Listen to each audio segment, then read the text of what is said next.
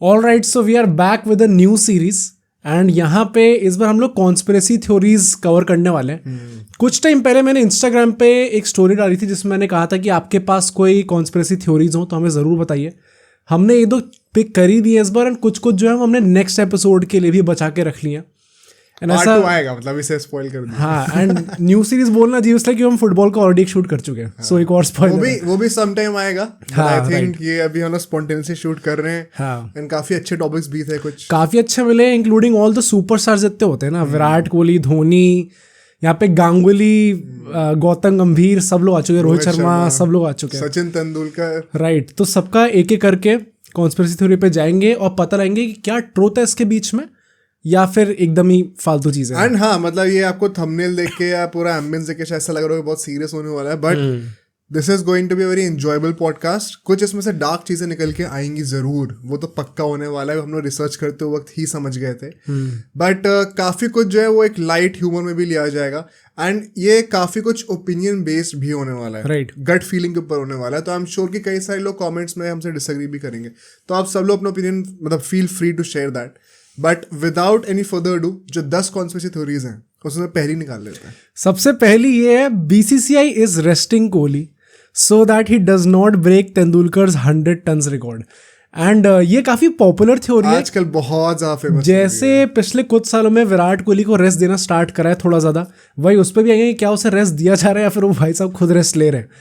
उसके चक्कर में ट्विटर पे उसके जो फैन पेजेस हैं वो इतना भर भर के कॉन्स्पिरेसी थ्योरी पे एक्चुअली बिलीव करते हैं ना, और पूरा प्रोपोगेट करते हैं कि बीसीसीआई जान के इसको रेस्ट करा रही है ताकि सचिन तेंदुलकर का जो 100 सेंचुरीज का रिकॉर्ड है वो टूट ना जाए। एंड अगर इस पर अपना ओपिनियन देना हो मुझे, पहली बात तो 80 सेंचुरीज पा चुका है विराट कोहली ना, वो सिर्फ तो क्रॉस कर चुका है मेरे ख्याल नहीं, 81 आनी है अभी पक्का। हाँ, 70 तो ट्रैक रखना ही छोड़ दिया। 71st और 81st में अब काफी वेट करना पड़ रहा है, तो वही पूरा मीम बना हुआ है। तो अब नेचुरली थ्योरीज आने लग गई है, इसके पीछे की ट्रुथ क्या एग्जैक्टली। अब 20 सेंचुरीज बची हैं बेसिकली उनका रिकॉर्ड इक्वल करने में। And he is 35 right now, turning 36 this year if I am not wrong. चलो 35 भी ले लें, अगर कितने साल और आई थिंक खेलने को तो अब वही इंटरनेशनल क्रिकेट कितना ही खेल सकते हैं। अगर रोहित शर्मा, मान लो रोहित शर्मा 38 का अभी, एंड अगर 2 साल और एक्सटेंड करता है 40, आई थिंक 7 या कुछ ऐसा, पता ही मतलब भाई बेसिकली ऑलमोस्ट 40। आई थिंक तब तक वो एक्सटेंड कर रहा है, तो विराट कोहली से तो इतना एक्सपेक्ट करेंगे ही लोग कि ये 40 तक तो खींचेगा। नाउ पर वही है ना, जैसे आसार अभी लग रहे हैं हमें, जिसकी वजह से लोग फोर्स हो गए ये बिलीव करने में कि एक कॉन्स्पिरेसी थ्योरी है कि वो इतने ब्रेक्स क्यों ले रहा है। डू यू रियली थिंक कि he would like to push past 40? I think past 40 नहीं, बट एटलीस्ट टिल 40 या टिल 39 तक तो उसे खेलने का मन होगा ही होगा। आई डोंट थिंक 3-4 साल। हाँ, इतना ही है। आई डोंट थिंक ज्यादा होगा। मुझे ऐसा लगता है कि 2027 का जो वर्ल्ड कप है, that could be the time जहाँ पे वो ओडीआई फॉर्मेट से रिटायरमेंट ले लेगा। एंड फिर टेस्ट फॉर्मेट से भी और कितना ही लंबा खेलेगा इंसान, क्योंकि 2027 में ही WTC साइकिल भी खत्म होगी। तो अगर आप फिर 28 में रिटायरमेंट ले रहे हो तो आप WTC साइकिल के बीच में जा रहे हो।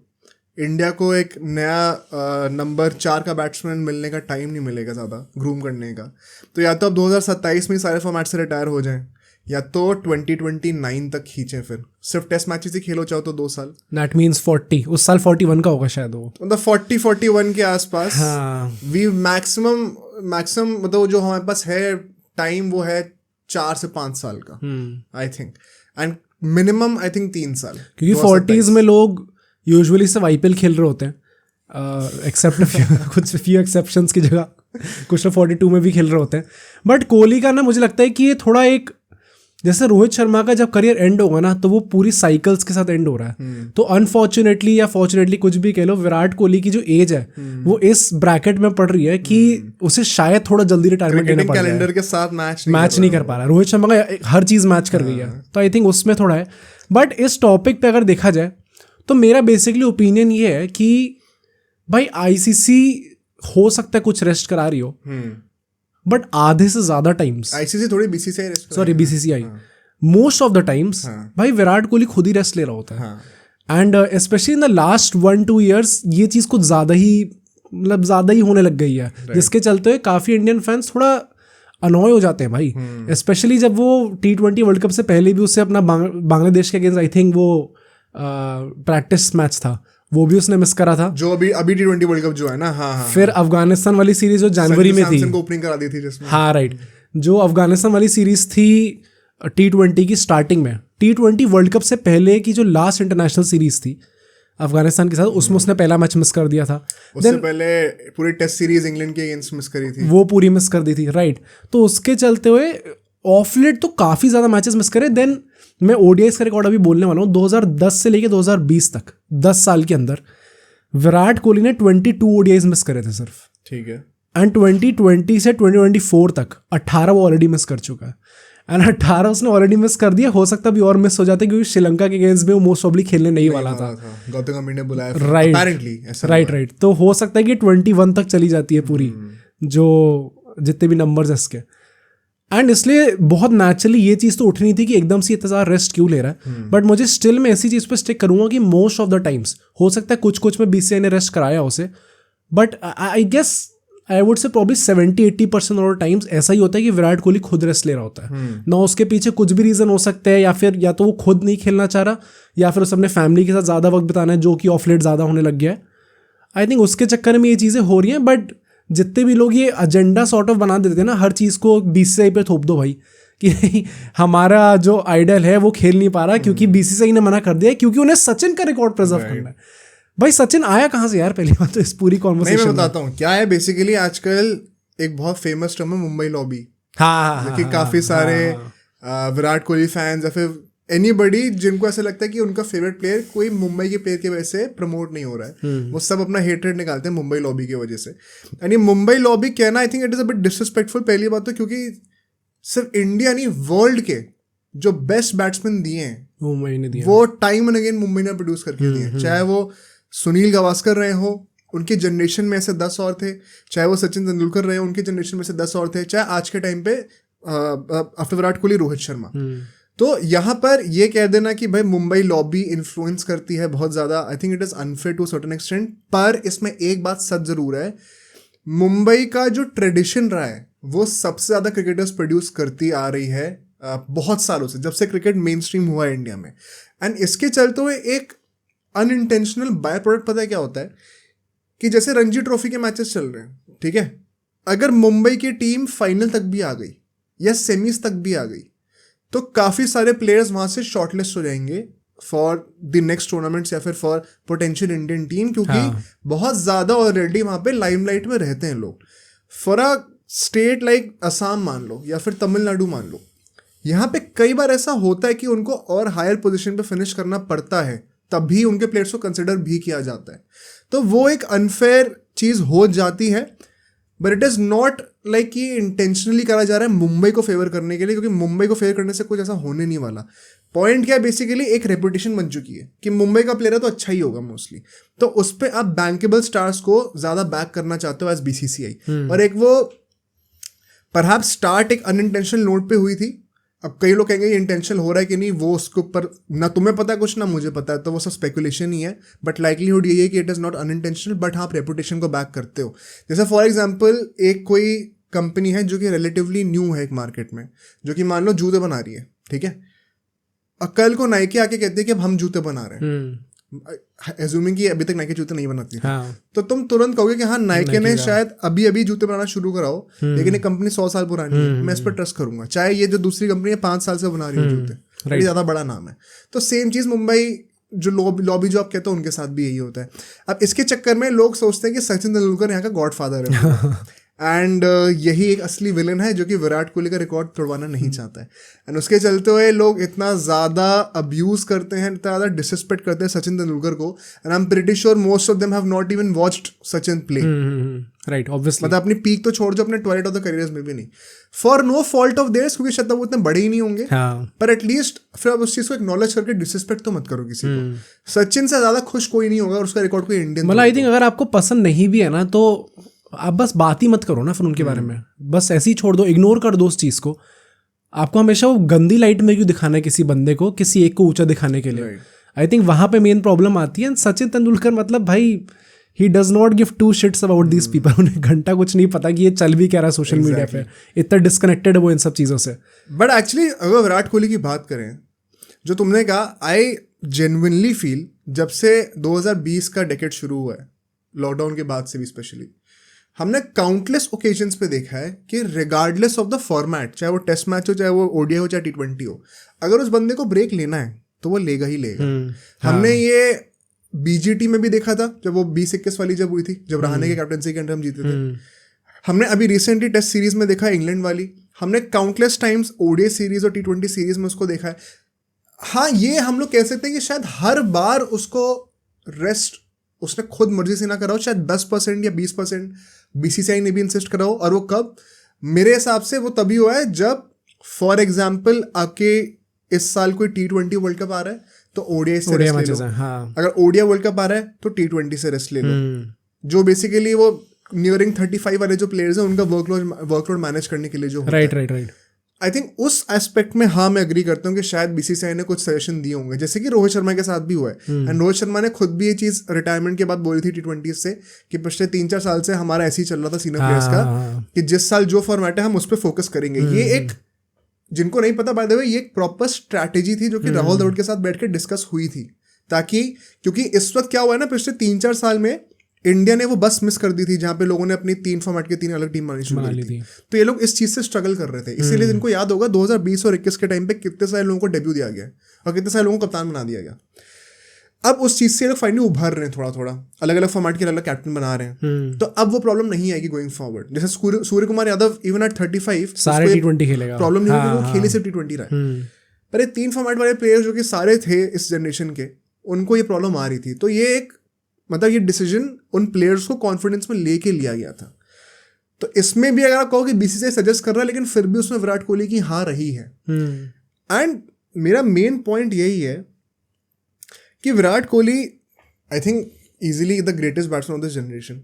एंड विराट कोहली अगर सचिन तेंदुलकर का रिकॉर्ड नहीं भी तोड़ता, स्टिल काफी लोगों के लिए वो बेस्ट बैट्समैन होगा. हाँ, डेफिनेटली. अब वो भी सब्जेक्ट है, वो सबकी मर्जी है. पर ये बात ज़रूर है कि पिछले 3-4 सालों में उसने अपनी फैमिली को ज़्यादा प्रायोरिटाइज करना शुरू कर दिया. ठीक है. एंड ये एक क्रिकेटर के पॉइंट ऑफ व्यू से, एक बंदा जो अपनी कंट्री को सर्व कर रहा है, I don't think it is correct.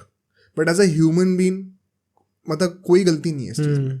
तो वो 2 रोल्स हैं, एक इंसान के 2 रोल्स हैं, as a human, as a family man और एज अ क्रिकेटर जो कि अपनी कंट्री को सर्व कर रहा है. उन दोनों रोल्स के अलग अलग ड्यूटीज हैं. उनको अगर तुम ऐसे सेपरेटली देखोगे ना, और इसके लिए थोड़ी मेहनत करनी पड़ेगी, तो थोड़ा नुआंस है इसमें. तो आप एज अ क्रिकेटर जो उसकी पर्सनैलिटी, उसके लिए तो गलत ही है ये, क्योंकि आपको कंट्री को पहले प्रायोरिटाइज करना पड़ता है. कई सारे ऐसे क्रिकेटर्स हैं जो अपने बच्चों को पैदा होते नहीं देख पाते क्योंकि वो कंट्री को सर्व कर रहे थे. पर एज अ फैमिली गाय आपकी फैमिली के ऊपर भी कुछ रिस्पॉन्सिबिलिटी होती है, तो वो भी अपने एरिया में सही है वो इंसान. आई थिंक वही ना, हर पर्सन पे, हर इंडिविजुअल पर डिपेंड करता है कौन किस चीज़ को कैसे प्रायोरिटाइज करता है. कुछ लोगों के लिए, जैसे for example a guy like Ashwin, जब आई थिंक कौन से कहाँ पे हुआ था ये, शायद उसमें ही था, सीरीज में ही था, टेस्ट सीरीज में था इंग्लैंड वाली, जब उसकी फैमिली इमरजेंसी आ गई थी कुछ, वो गया तो उसके तुरंत वापस आ गया था अगले दिन ही. तो ऐसी कुछ चीज़ें होती है, वो it all depends on individuals, कौन किस स्टेज में अपने करियर पे, किसका दिमाग कैसे चल रहा है उस स्टेज पे अपने करियर के. कुछ प्लेयर्स का होता है कि उन्हें हर टाइम प्रूव करना होता है, इसलिए शायद वो उतनी ज़्यादा जिज्ञासा हो उनके अंदर.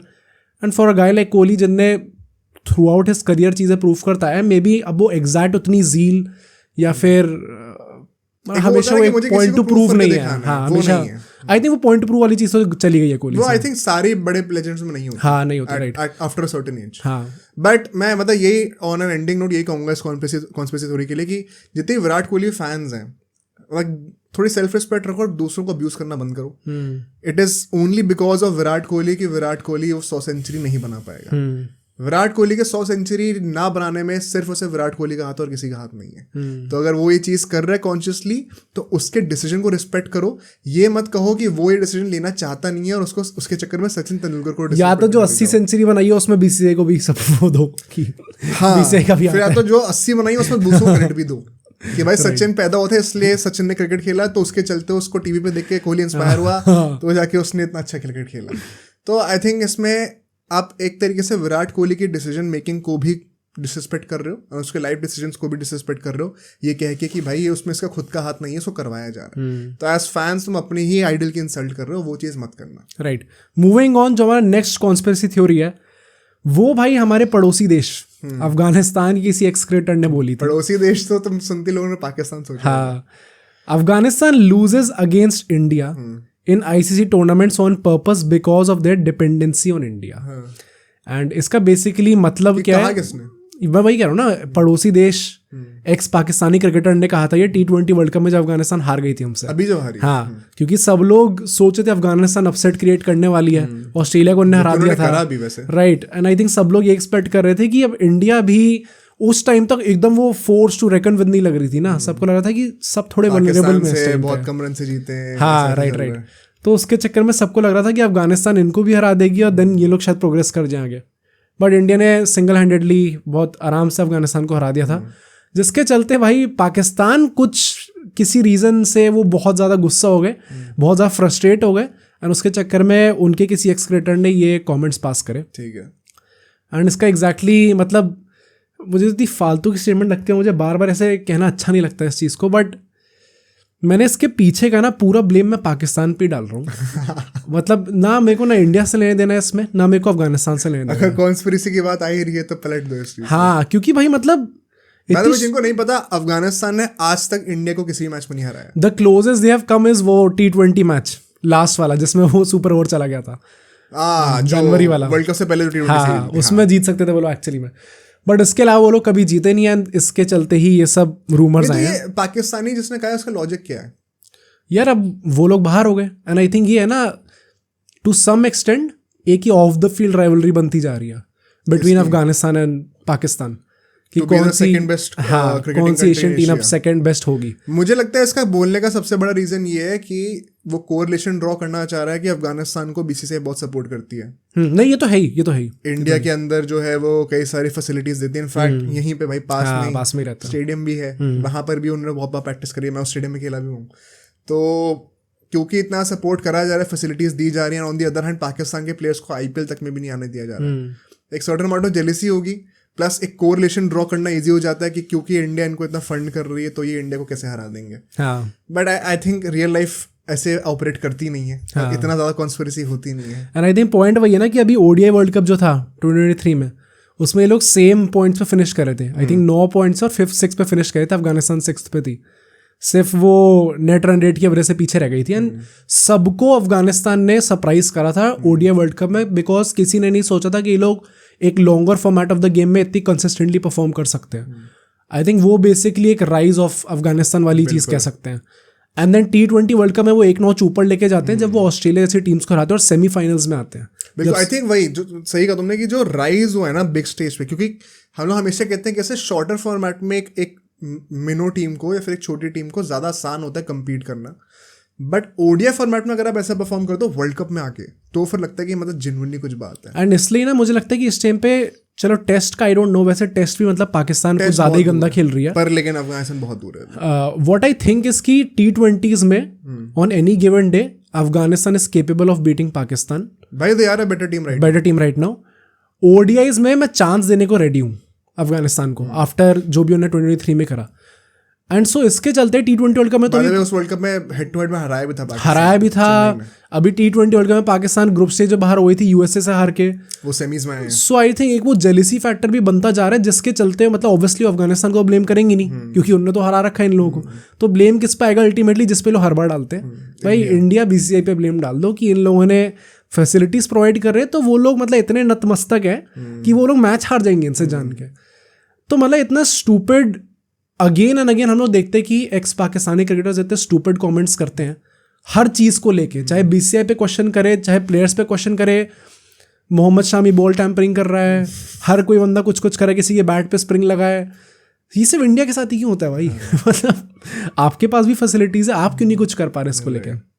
तो अगेन आई थिंक इसको तो down right I would reject this. And बहुत स्टूपिड चीज़ है, बहुत क्लाउनरी वाली चीज़ है ये कहना एक एक्स क्रिकेटर के लिए। हाँ, प्लस आई थिंक कि अफगानिस्तान एक जो भाईचारा भी जो है ना थोड़ा सा ऑफ द फील्ड इंडिया, हाँ राइट, पॉसिबली वो भी एक रीजन हो सकता है कि लोग कोरिलेशन निकालते हैं बहुत आसानी से, and काफी लोग को अच्छा नहीं लगता होगा वो चीज देखकर। हाँ बट क्लियरली भाई मतलब ये सब तो बहुत ज्यादा डीप, अगर तुम्हारे दिमाग में इतनी डीप कॉन्स्पिरेसी चल रही है चीजों को लेकर तो फिर भाई कुछ फेयर ही नहीं है भाई दुनिया में, कुछ हो ही नहीं फिर तो सभी कुछ रिग्ड है। फिर वो मैट्रिक्स है, आई थिंक वो उस लेवल की कॉन्स्पिरेसी है। चलो मैं मैट्रिक्स मान भी लूं एक टाइम के लिए, बट मतलब हर चीज तुम्हारी लाइफ में रिग्ड है भाई। फिर तो इतना अगर इतनी ही चीजें तो तुम अपनी एग्जिस्टेंस में भी क्वेश्चन उठाओ भाई। तो इतना नहीं डिल्यूजन में रहना चाहिए। एंड ये कॉन्स्पिरेसी आई वुड से परहैप्स एक नीडलेस कॉन्स्पिरेसी है। इससे ज्यादा तो मैं बिलीव उसमें कर लूँ अपनी जो पहली कॉन्स्पिरेसी थी। अच्छा ओके राइट बट इसमें तो नहीं। मूविंग ऑन, बीसीसीआई पे आते हैं। BCCI bullies ICC to get decisions in their favour, and I think probably 80% of the people जो लोग अभी हमें देख रहे हैं वो लोग ऑलरेडी इस चीज से अग्री कर रहे होंगे। नहीं 95%। हाँ, क्योंकि बहुत ज्यादा फेमस इस टाइम पे कॉन्स्पिरेसी है, नैरेटिव है, बहुत ज्यादा फेमस चीज है। स्पेसिफिकली अब तो शायद और ज्यादा हो जाए आगे आगे आगे 1-2 साल में, क्योंकि जैसा आज ही अनाउंस हुए हैं, राइट, चेयरमैन बन चुके, तो अब शायद ये और चीज बढ़ जाए आगे जाके। बट इसके क्या क्या रीजंस हो सकते हैं जिसके लिए लोग बिलीव करते हैं ये चीज? 2-3 चीजें मैंने नोट करी हुई हैं। पहला जो ये है कि एक चीज होती है veto votes. Veto votes basically means कि एक कमरे में मान लो 10 लोग हैं और 9 लोग कह रहे हैं कि हमें एक डिसीजन लाना है, जैसे इम्पैक्ट पे रूल लाना है, और एक वीटो वोट्स के साथ एक टीम है सीएसके, उनने कह दिया कि इम्पैक्ट प्ले रूल नहीं लाना। तो पूरा जो वो सिस्टम है वोटिंग वाला वो सीएसके के फेवर में चला जाएगा और उनकी बात मानी जाएगी, जबकि असली में 9 out of 10 पीपल ने कहा था कि नहीं होना चाहिए। राइट, अगर एक वोटिंग बेस्ड सिस्टम होता है तो बेसिकली आप मेजोरिटी की बात मानते हो, तभी तो वोटिंग करा रहे हो। तो वो बेसिकली वीटो वोट से ये होता है कि मैं सिंगल हैंडेडली अपने फेवर में डिसीजन ले आऊँगा। सो ऐसे कुछ इंस्टेंसेस हुए हैं पिछले आई वुड से 15-20 साल में, जहाँ पे हमें ये चीज़ इंडिया की एक्सरसाइज करते हुए हमें दिखा है। जैसे कि ना वो क्या है, जैसे एक डिसीजन था आईसीसी का कि उन्हें बायलैटरल्स में भी डीआरएस सिस्टम लाना था। पहले ये प्रपोज हुआ था 2008 में, और जब मेजॉरिटी टीम्स ने कह दिया लाना है और इंडिया ने कहा कि नहीं लाना है, तो वो डिसीजन कैंसिल हो गया एंड नहीं आया। फिर ये सेम चीज़ 2012 में कैंसिल हो गया और किसी भी कंट्री के बायलैटरल में नहीं आया। फिर ओवरऑल मतलब आई थिंक अब जितनी रिसर्च करी उसके हिसाब से ये था कि बायलैटरल्स में डीआरएस सिस्टम इंक्लूड नहीं किया गया था उसके बाद, क्योंकि आईसीसी अप्रूव करती है। आई थिंक कुछ ऐसा था शायद कि आपको इन्फोर्स कर रहे थे कि अब सर मैंडेटरी हो जाएगा, फिर वो मैंडेटरी नहीं हुआ था, जो अपने हिसाब से करना चाहे कर सकते हैं, ऑप्शनल हो गया। फिर उसके बाद 2012 में ये चीज़ 4 साल बाद वापस हुई थी, एंड ये सेम वोटिंग बेस्ड सिस्टम हुआ था, मेजोरिटी ने हाँ कर दिया था, बीसीसीआई ने मना कर दिया, तो ये चीज़ फिर से कैंसिल आउट हो गई। देन 2016 में जाके अल्टीमेटली बीसीसीआई ने हाँ करा और फिर ये चीज़ मैंडेटरी हो गई कि आपको बायलैटरल्स में भी डीआरएस सिस्टम रखना पड़ेगा। तो अगेन यहाँ पे आप कह सकते हो डीआरएस सिस्टम उस टाइम पे इतना रिलायबल था या नहीं था, रखना चाहिए था या नहीं रखना चाहिए था। काफी बार क्वेश्चन उठाती दिखी, इतने प्रूफ्स हैं कि रिलायबल नहीं है, हम क्यों लाएं? आई थिंक पॉइंट बस ये होता है मेरा कि एक वोटिंग बेस्ड सिस्टम का, जो मैंने पहले कहा था ना, कि अगर मेजॉरिटी लोग कह रहे हैं कि लाना है या लाना ही है, चाहे वो चीज़ गलत हो, आपको लानी पड़ेगी क्योंकि वो वोटिंग कराई गई है उसके चक्कर में। तो ये वीटो वोट्स वाला सिस्टम मैं पर्सनली बिल्कुल फैन नहीं हूँ इस चीज़ का, एंड आई डोंट थिंक ये चीज़ होनी चाहिए। या तो वोटिंग कराओ ही मत ना, बी ट्रांसपेरेंट, खोल के बोल दो कि यार जो मेजॉरिटी स्टेक शेयर होल्डर्स हैं उनके डिसीजंस के बेसिस पे ये चीज़ अफेक्ट करी जाएगी। आई थिंक मैं तुमने पिछले किसी पॉडकास्ट में बताया था कि ये चीज़ और ये पावर बाकी कंट्रीज के साथ, मैं वही कहना रहा था कि ये 15-20 साल से पहले जब इतनी सारा सुपर पावर्स नहीं थी, इंडिया खुद भी सुपर पावर नहीं था क्रिकेट में, तब ये वीटो वोट्स इंग्लैंड और ऑस्ट्रेलिया के पास थे, तो ये तब उनके पास नहीं होने चाहिए थे।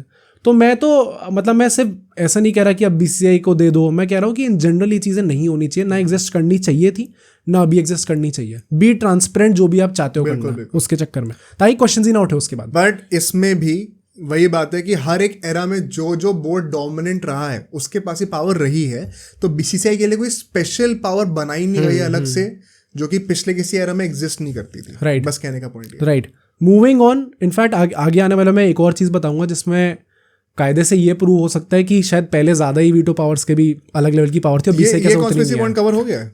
ये वाला पॉइंट हो गया, बट इसके बाद अभी और पॉइंट्स हैं मेरे इसमें और कुछ है ऐड करने के लिए टू डिस्प्रूव कि बीसीसीआई जो है वो एक्चुअली में नहीं करती है फोर्स आईसीसी को? यार आई थिंक बहुत बड़ा एक एग्जाम्पल यही है, एंड आई थिंक सबसे ज़्यादा फेमिलियर भी लोग इससे ही होंगे कि WTC फाइनल जो है वो इंग्लैंड में जिस तरीके से होता है, अभी थर्ड टूर्नामेंट रनिंग अप होने वाला है इंग्लैंड के अंदर, राइट, 2 बार ऑलरेडी हो चुका है। तो मैं ऐसा तो नहीं मान सकता कि रोहित शर्मा ने भी खुल के आके बोल दिया है, जय शाह भी खुद आके बोल चुका है। रोहित शर्मा ने ही बोला था कि जय भाई जाके बात करेंगे आईसीसी में, और उसके बाद भी इंडिया में नहीं हो पा रहा। तो हमने आई थिंक पिछले पॉडकास्ट में कवर भी किया था कैसे ये जो विनिंग टीम है उसको अगले साल अगले साइकिल में होस्ट करने को देना चाहिए, and if not that then जो सेकंड टीम है, जो थर्ड टीम है, ऐसे बन सकता है। आई थिंक एक कमेंट भी आया था उसमें कि इंग्लैंड में जब टेस्ट मैच होता है तो उसकी टाइमिंग सबसे ज़्यादा सूटेबल होती है अक्रॉस द वर्ल्ड, तो टेलीविजन और ब्रॉडकास्टिंग के पॉइंट ऑफ व्यू से सबसे फीजिबल वही है। मेरा उसके लिए बस एक सिंपल काउंटर है, एंड आई थिंक हम सब लोग इंडियंस को ये चीज़ तो अब समझ जानी चाहिए, क्योंकि पिछले 4-5 सालों में ऐसे 2-3 नॉकआउट मैचेस हम हारे हैं जहाँ पे इंग्लैंड की बारिश हुई है और उससे पूरा गेम बदल गया है। I would any given day मैं ये प्रेफर करूंगा कि एक मैच थोड़ी और टाइमिंग पे हो, पर एटलीस्ट वो मैच पूरा हो तो एज अपोज टू एक मैच जो कि मेरे टाइमिंग के हिसाब से एकदम सही बैठता है, लेकिन वो मैच कभी कंप्लीट ही नहीं हो पा रहा है, फिर पूरे 5 दिन पे मैच ही नहीं हो पा रहा। समझ रहे हो? तो अगर वो एक फाइनल है ना, तो जिसको देखना होगा वो टाइम निकाल के देख लेगा। बात ये नहीं हो रही कि पूरे साल में हर मैचेस का टाइमिंग चेंज होने वाला है। अगर, और भाई जब बीजीटी होता है तो लोग सुबह 6 बजे उठ के देखते हैं ना, ऑस्ट्रेलिया में जब होता है 5 बजे उठ के भी देखते हैं, जब इंडिया में होता है तो भी सुबह 9 बजे उठ के अपने ऑफिस में लगा रखा होता है साइड बाय साइड। तो I don't think it is that big of an excuse. अगर आप ICC T20 world cup USA में करा सकते हो तो मेरे हिसाब से कोई रीज़न नहीं है कि आप WTC फाइनल 2 साल में जो एक बार आते हैं एक मैच, उसको आप इस ओकेजन के साथ से शिफ्ट नहीं कर सकते। ये बहुत ज़्यादा लेम एक्सक्यूज है। एंड काफ़ी लोगों का ये भी होता है कि यार इंग्लैंड में टेस्ट क्रिकेट कल्चर इतना अच्छा है तो ऑडियंस बहुत ज़्यादा आती है वहाँ पे।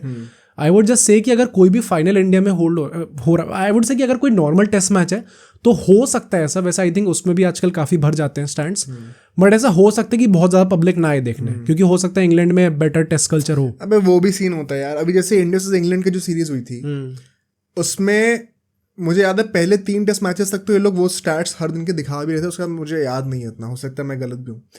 मैं जो पहला मैच आई थिंक एक हैदराबाद में मैच हुआ था, मुझे याद है एक रांची में मैच हुआ था if I am not wrong. इन सब मैचेस में डे वाइज अटेंडेंस होती थी वो 20,000 के ऊपर थी कई दिनों तक, मतलब चली मैच 3-4 दिन तक अगर चल रहा है 20K प्लस। अब वो लग रहा है स्टेडियम देखने में सिर्फ 1/3 भरा हुआ या आधा भरा हुआ।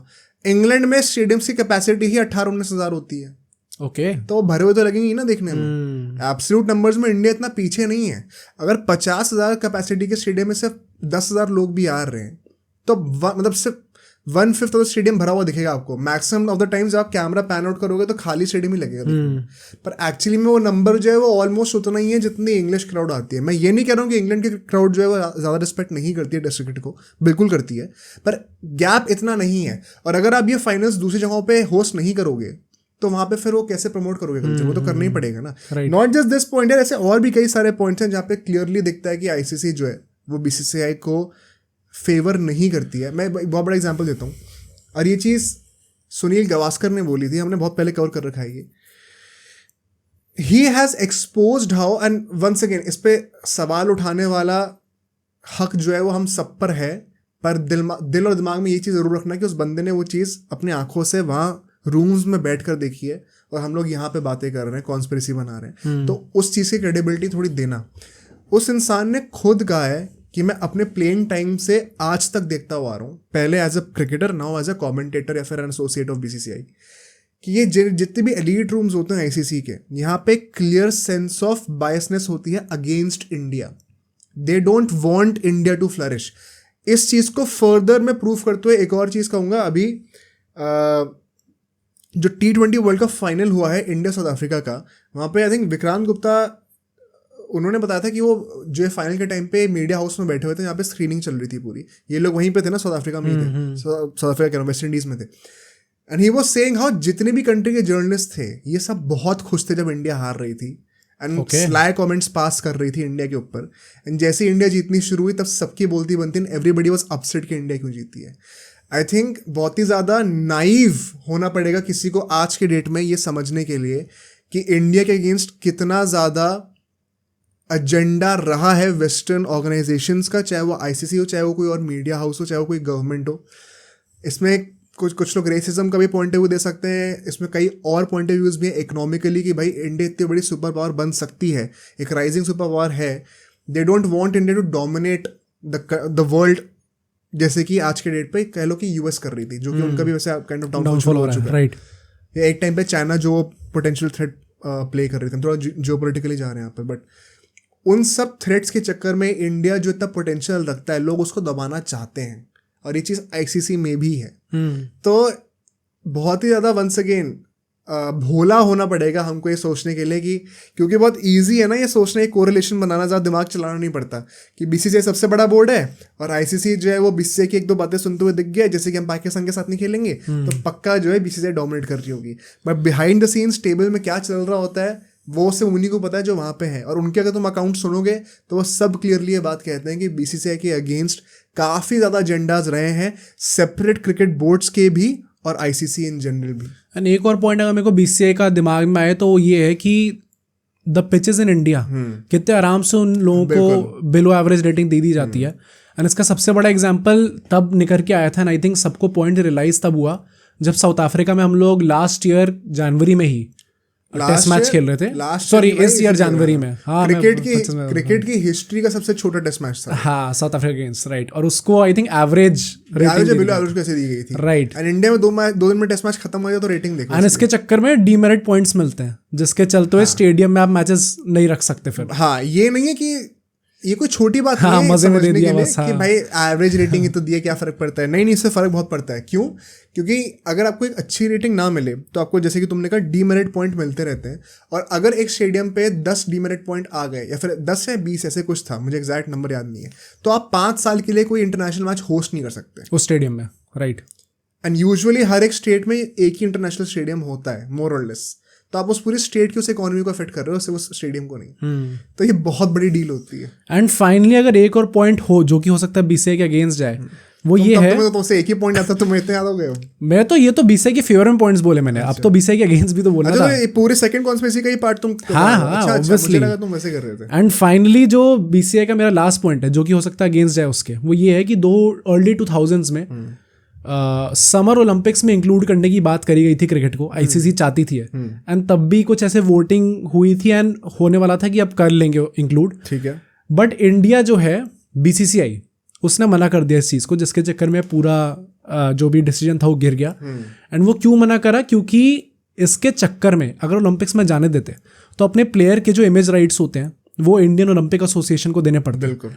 एंड इस टोटल डील से वो जितना पैसा कमाते उससे ज़्यादा वो उसी ड्यूरेशन में अगर कोई ओवरसीज टूर कर लेते उससे ज़्यादा पैसा उन्हें उससे मिल जाता। आई डोंट थिंक इस पर कोई कॉन्स्पिरेसी की बात है। ये लॉजिकली कोई भी बंदा अपना लॉस क्यों करवाएगा? करवाना भी नहीं चाहिए।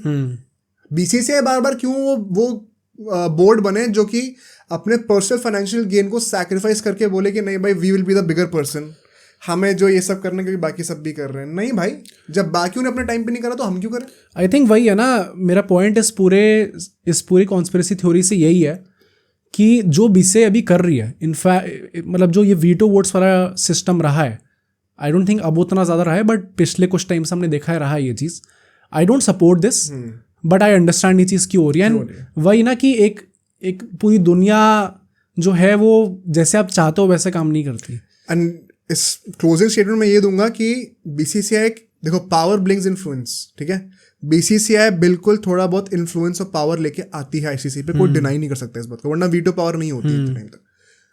पर ये सब तब एग्जिस्ट कर रहा है जब इतने टाइम तक एजेंडा इंडिया के अगेंस्ट रहा है, और अभी भी है। उतना एजेंडा था, इंडिया 0 से उठ के आई है, इतना राइज कर गई, तब जाके थोड़ा सा इन्फ्लुएंस आया। पहले 3 ओडीआई वर्ल्ड कप्स इंग्लैंड ने क्यों होस्ट करे? हाँ, क्यों करे भाई? कब तक कहोगे कि मैक ऑफ क्रिकेट है ये? हाँ, 83 में जब इंडिया जीती उसके बाद ये चीज ट्राई करा कि एशिया में आए, और अब जाके अब टूर्नामेंट्स ऑर्गेनाइज होते हैं। हाँ, और उससे कहीं ज्यादा पावरफुल बीसीसीआई है इस टाइम पे। और आप देखते हो कि जो टूर्नामेंट्स है वो ऑल ओवर द वर्ल्ड हो रहे हैं। कर लो इंडिया में ही कर लो, सारे इंडिया में ही कराओ ना अगर इतनी ज्यादा पावर है तो।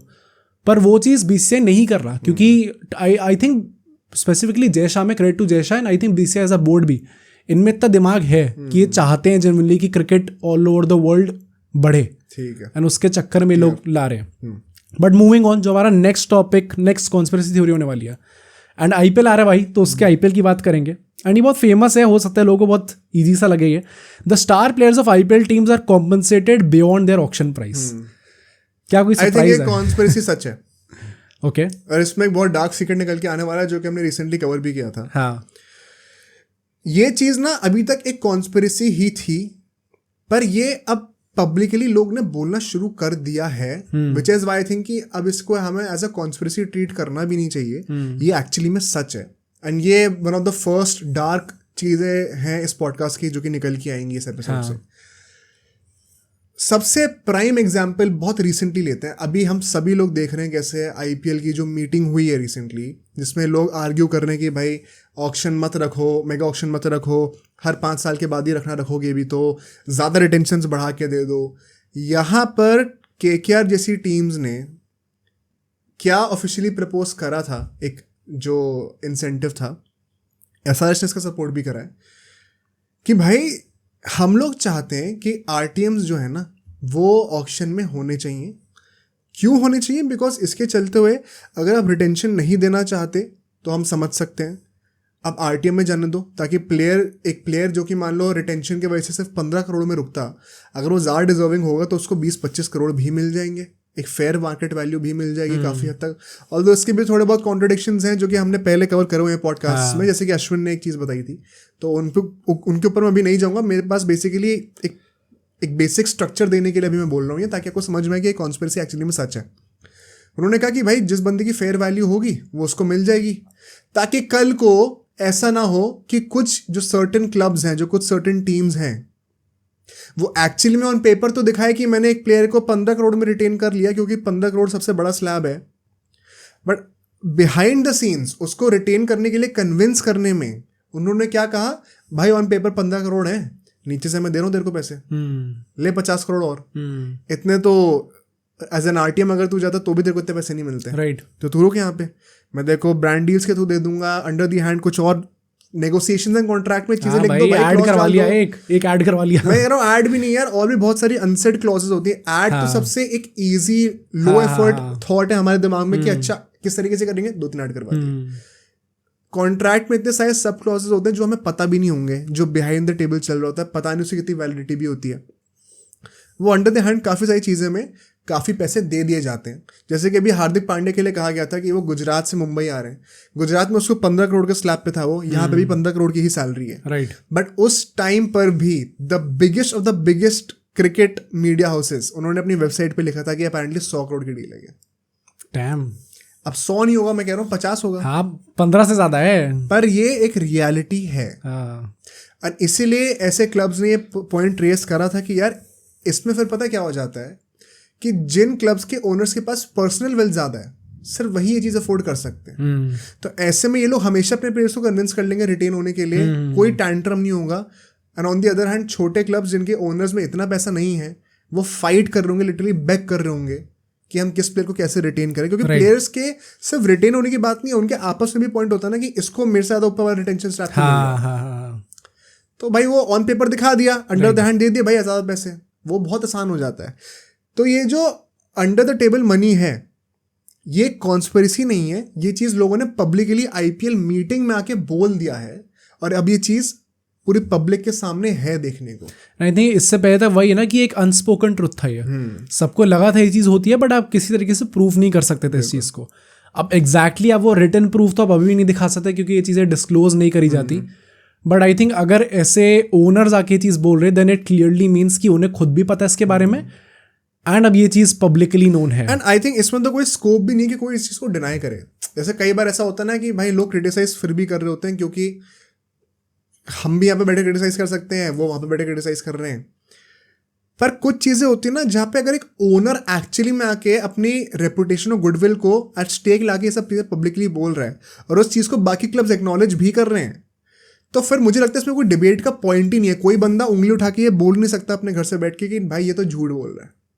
मुझे नहीं लगता इसमें कोई भी स्कोप है। वो बंदा जो फेस कर रहा है ना वहाँ पे, वो हम सबसे ज़्यादा है, उसको ज़्यादा पता है क्या हो रहा है वहाँ पे। और अगर वो चीज़ पब्लिकली आके बोल रहा है, ऐसा नहीं कि he has nothing to lose, बहुत कुछ है लूज करने के लिए, ऐसे गलत एलिगेशंस लगाने के लिए। अगर ऐसी बातें हो रही है, there is no doubt in my mind कि एक कॉन्स्पिरेसी नहीं है, एक्चुअली में सच्चाई है। एंड अगर ऐसे किसी ओनर से आ रहा है जो कि मतलब जो रूमर था कि केकेआर के ओनर ने कहा है one of the most popular celebrities in India, possibly one in the world also, अगर शाहरुख खान ये चीज़ बोल रहा है देन ऑब्वियसली कुछ ना कुछ तो बात होगी। एंड मेरा तो बहुत सिंपल सा एग्जाम्पल था ये कि इस टाइम पे केएल राहुल की सैलरी 17 करोड़ है, विराट कोहली की सैलरी 15 करोड़ है। अच्छा 2017 नहीं है? नहीं, अच्छा आई थिंक 2022 के बाद से चीज़ चेंज हो गई और 15 हो गई। धोनी की और कम है, 12 समथिंग करोड़ है। रोहित शर्मा की भी? रोहित शर्मा की 16 करोड़ है। अच्छा विराट कोहली की ज़्यादा है। मैं अपने भाई सेन माइंड में सोच नहीं सकता कि विराट कोहली इन सबसे कम पैसे कमा रहा है, ऐसा चांस ही नहीं है भाई। बहुत आराम से ज़्यादा पैसे कमा रहा होगा। एंड ये जो तुमने क्लॉजेस की बात करी, मेरे दिमाग में ऐसा क्लॉज है, but I am not sure if it is actually true, but बहुत सिंपल ऐसे क्लॉज होते हैं जैसे फुटबॉल में रख देते हैं, एड ऑन्स के नाम पे रखते हैं। आपने 5 मैच सीजन के खेल लिए, 5 मैच खेल लिए, आपने 50 रन बना दी तो आपको इतने पैसे मिल बोनस मिल जाएंगे जाएंगे, जो आपको पता है होने ही होने हैं। हाँ राइट। तो आई थिंक बहुत ईजी है ऐसे क्लॉजेस ऐड करके पैसे देना, एंड उसके चलते चीज़ें होती हैं। तो आई ऑल्सो थिंक कि बहुत मतलब अभी भी ये अनसेट ट्रुथ है, सबको ये चीज़ें पता है। ये स्पोकन ट्रुथ है अब ये स्पोकन ट्रुथ है, आई थिंक अब सबको पता है। So no point in discussing this further, but moving on. And again यहाँ पे बहुत फनी थ्योरी आई है, BCCI is forcing Dhoni to extend his career.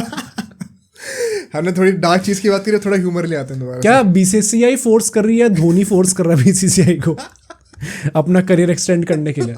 And इसके चलते ना अभी रिसेंटली ये जो पूरा नरेटिव है एकदम बूस्ट इसलिए मिला है क्योंकि अभी जो ऑक्शन मीटिंग्स हुई हैं इसमें जो अनकैप्ड प्लेयर रूल जो आने की बात हो रही है, जिसमें शायद मोस्ट प्रॉब्ली आ जाएगा ये जो impact player rule despite many teams being against it, वो रुकने की बात हो रही है। इसके पीछे कुछ स्पेसिफिक रीजंस हैं एंड हमने डिस्कस करा है इनको इन डिटेल कि कैसे ये ब्रॉडकास्टर्स के लिए बहुत अच्छा है। जयशाह ने तो खुल के आके बोल दिया ये चीज़ कि अच्छा है ब्रॉडकास्टर्स के लिए, तो मैं आउटराइट रिजेक्ट नहीं कर सकता इसको। बट ये अनकैप्ड प्लेयर रूल वाला, ऑल दो CSK के CEO ने ये चीज़ बोली थी, हमने ऐसा कोई रूल रखा ही नहीं है, but we don't know exactly, वो भी एक कॉन्स्पिरेसी है भाई, एग्जैक्टली फिर किसने रखा है। कुछ बातें बोलने के लिए होती हैं। हाँ, बट वही है ना कि हमने कैसे इतनी प्रॉपरली इस चीज़ को इतना टाइम ला के डिस्कस करा है कि BCCI चाहती है भाई कि धोनी खेले, चाहे वो 1 साल के लिए हो, चाहे वो 2 साल के लिए हो, कितने भी साल के लिए हो, जितना वो अपना प्रॉफिट मैक्सिमाइज कर सकते हैं, जितना फ़ायदा ब्रॉडकास्टर्स को इस चीज़ से होगा। क्योंकि हम सब ने देखा है कि CSK की व्यूअरशिप ऐसे जा रही होती है एंड जैसे ही धोनी कम्स टू बैट वो एकदम स्काई रॉकेट करती है। इनफैक्ट जो पूरा स्टेडियम का माहौल है वो भी कितने वो डेसिमल दिखाता है कि कितना ज़्यादा बढ़ जाता है। वो बॉर्डर लाइन एक्चुअली में सुन नहीं पाता आदमी क्या हो रहा है। एक पॉडकास्ट में कहा था, बोला था ये, राइट, सुन नहीं पाता सही में। तो मुझे मतलब in my right mind I can not think कि BCCI नहीं चाहती है करना, एंड आई वुड नॉट से कि BCCI फोर्स कर रही है धोनी को, क्योंकि धोनी को कोई फोर्स नहीं कर सकता, वो स्टैचर पे इस टाइम पे अपनी मर्जी से खेलेगा वो। इट इज़ वेरी क्लियर कि he wants to play. Asian Paints का जो इंटरव्यू था उसमें उसने कहा था कि भाई एक बार रूल्स सेट हो जाए उसके बाद देखते हैं, अगर टीम को हार्म नहीं हो रहा होगा तो मैं खेलूंगा, विच मीन्स वो खेलना तो चाहता ही है। BCCI फोर्स नहीं कर रही है, बट BCCI अपनी पावर में जितना हो सके उतनी कंडीशंस फेवरेबल कर रही है कि धोनी खेले। एंड यही कॉन्स्पिरेसी है एक्चुअली में। कॉन्स्पिरेसी ये नहीं है कि BCCI फोर्स कर रही है, गन पॉइंट पे लगेगी भाई खेल, पर एक्चुअल कॉन्स्पिरेसी ये है कि BCCI जो है, अगर धोनी ने अपने एंड से हाँ बोल दिया तो BCCI जो हो सकता है वो सब करेगी to make it happen in reality. जो इम्पैक्ट प्लेयर रूल की तुमने बात करी, लिटरली हर एक इंडियन सुपरस्टार ने, be it Rohit Sharma, be it Virat Kohli, बड़े से बड़े सुपरस्टार्स ने मना करा है कि भाई इसको मत रखो।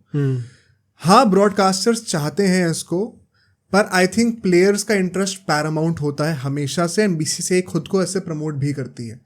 तो मैं ये तो मान ही नहीं सकता कि सिर्फ ब्रॉडकास्टर्स के कहने से ये लोग इम्पैक्ट प्लेयर रूल को ज़बरदस्ती कंटिन्यू करेंगे।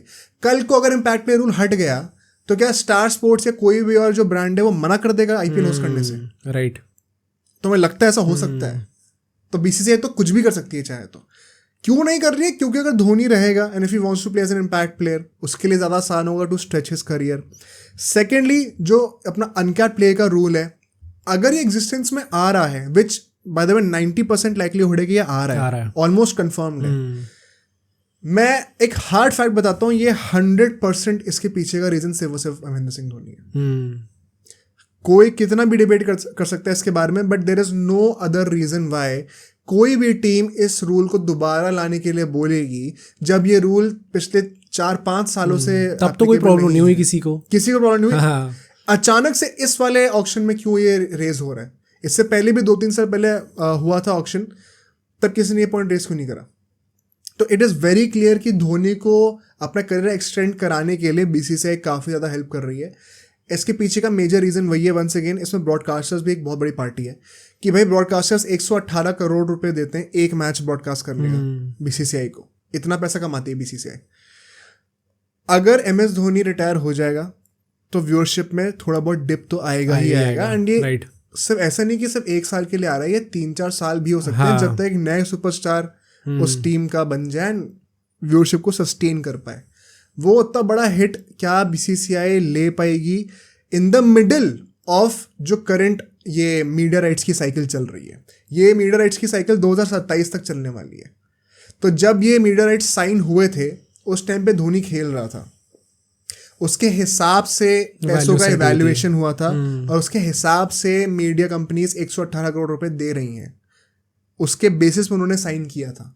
अगर धोनी एकदम से रिटायर हो जाएगा तो फिर वो वैल्यूएशन भी कम हो जाएगी। राइट। तो BCCI तो चाहेगी कि 2027 तक आप जितना खींच सको, जितना पॉसिबल हो उतना अच्छा है। एंड ये बहुत ही क्लियर एक मतलब कॉन्स्पिरेसी कह लो या जो कह लो, बड़ी फैक्ट है आज के डेट में कि धोनी ने, हाँ, जिस दिन मना कर दिया उस दिन कोई कुछ नहीं बोलेगा, बहुत ही रिस्पेक्टफुली उनको फेवरल मिलेगा। बट अगर धोनी ने एक हाँ भी कर दी तो पूरे IPL के रूल्स चेंज हो जाएंगे जब तक धोनी फिर एडजस्ट ना हो पाए। एंड आई थिंक वो बहुत ही एक सैड सिचुएशन है। इसका क्लियरली मतलब ये निकल के आता है कि क्रिकेट को आप सिर्फ क्रिकेट की तरह नहीं देख सकते, उससे बड़े बिजनेस भी है। It is about money and business को आप इग्नोर नहीं कर सकते।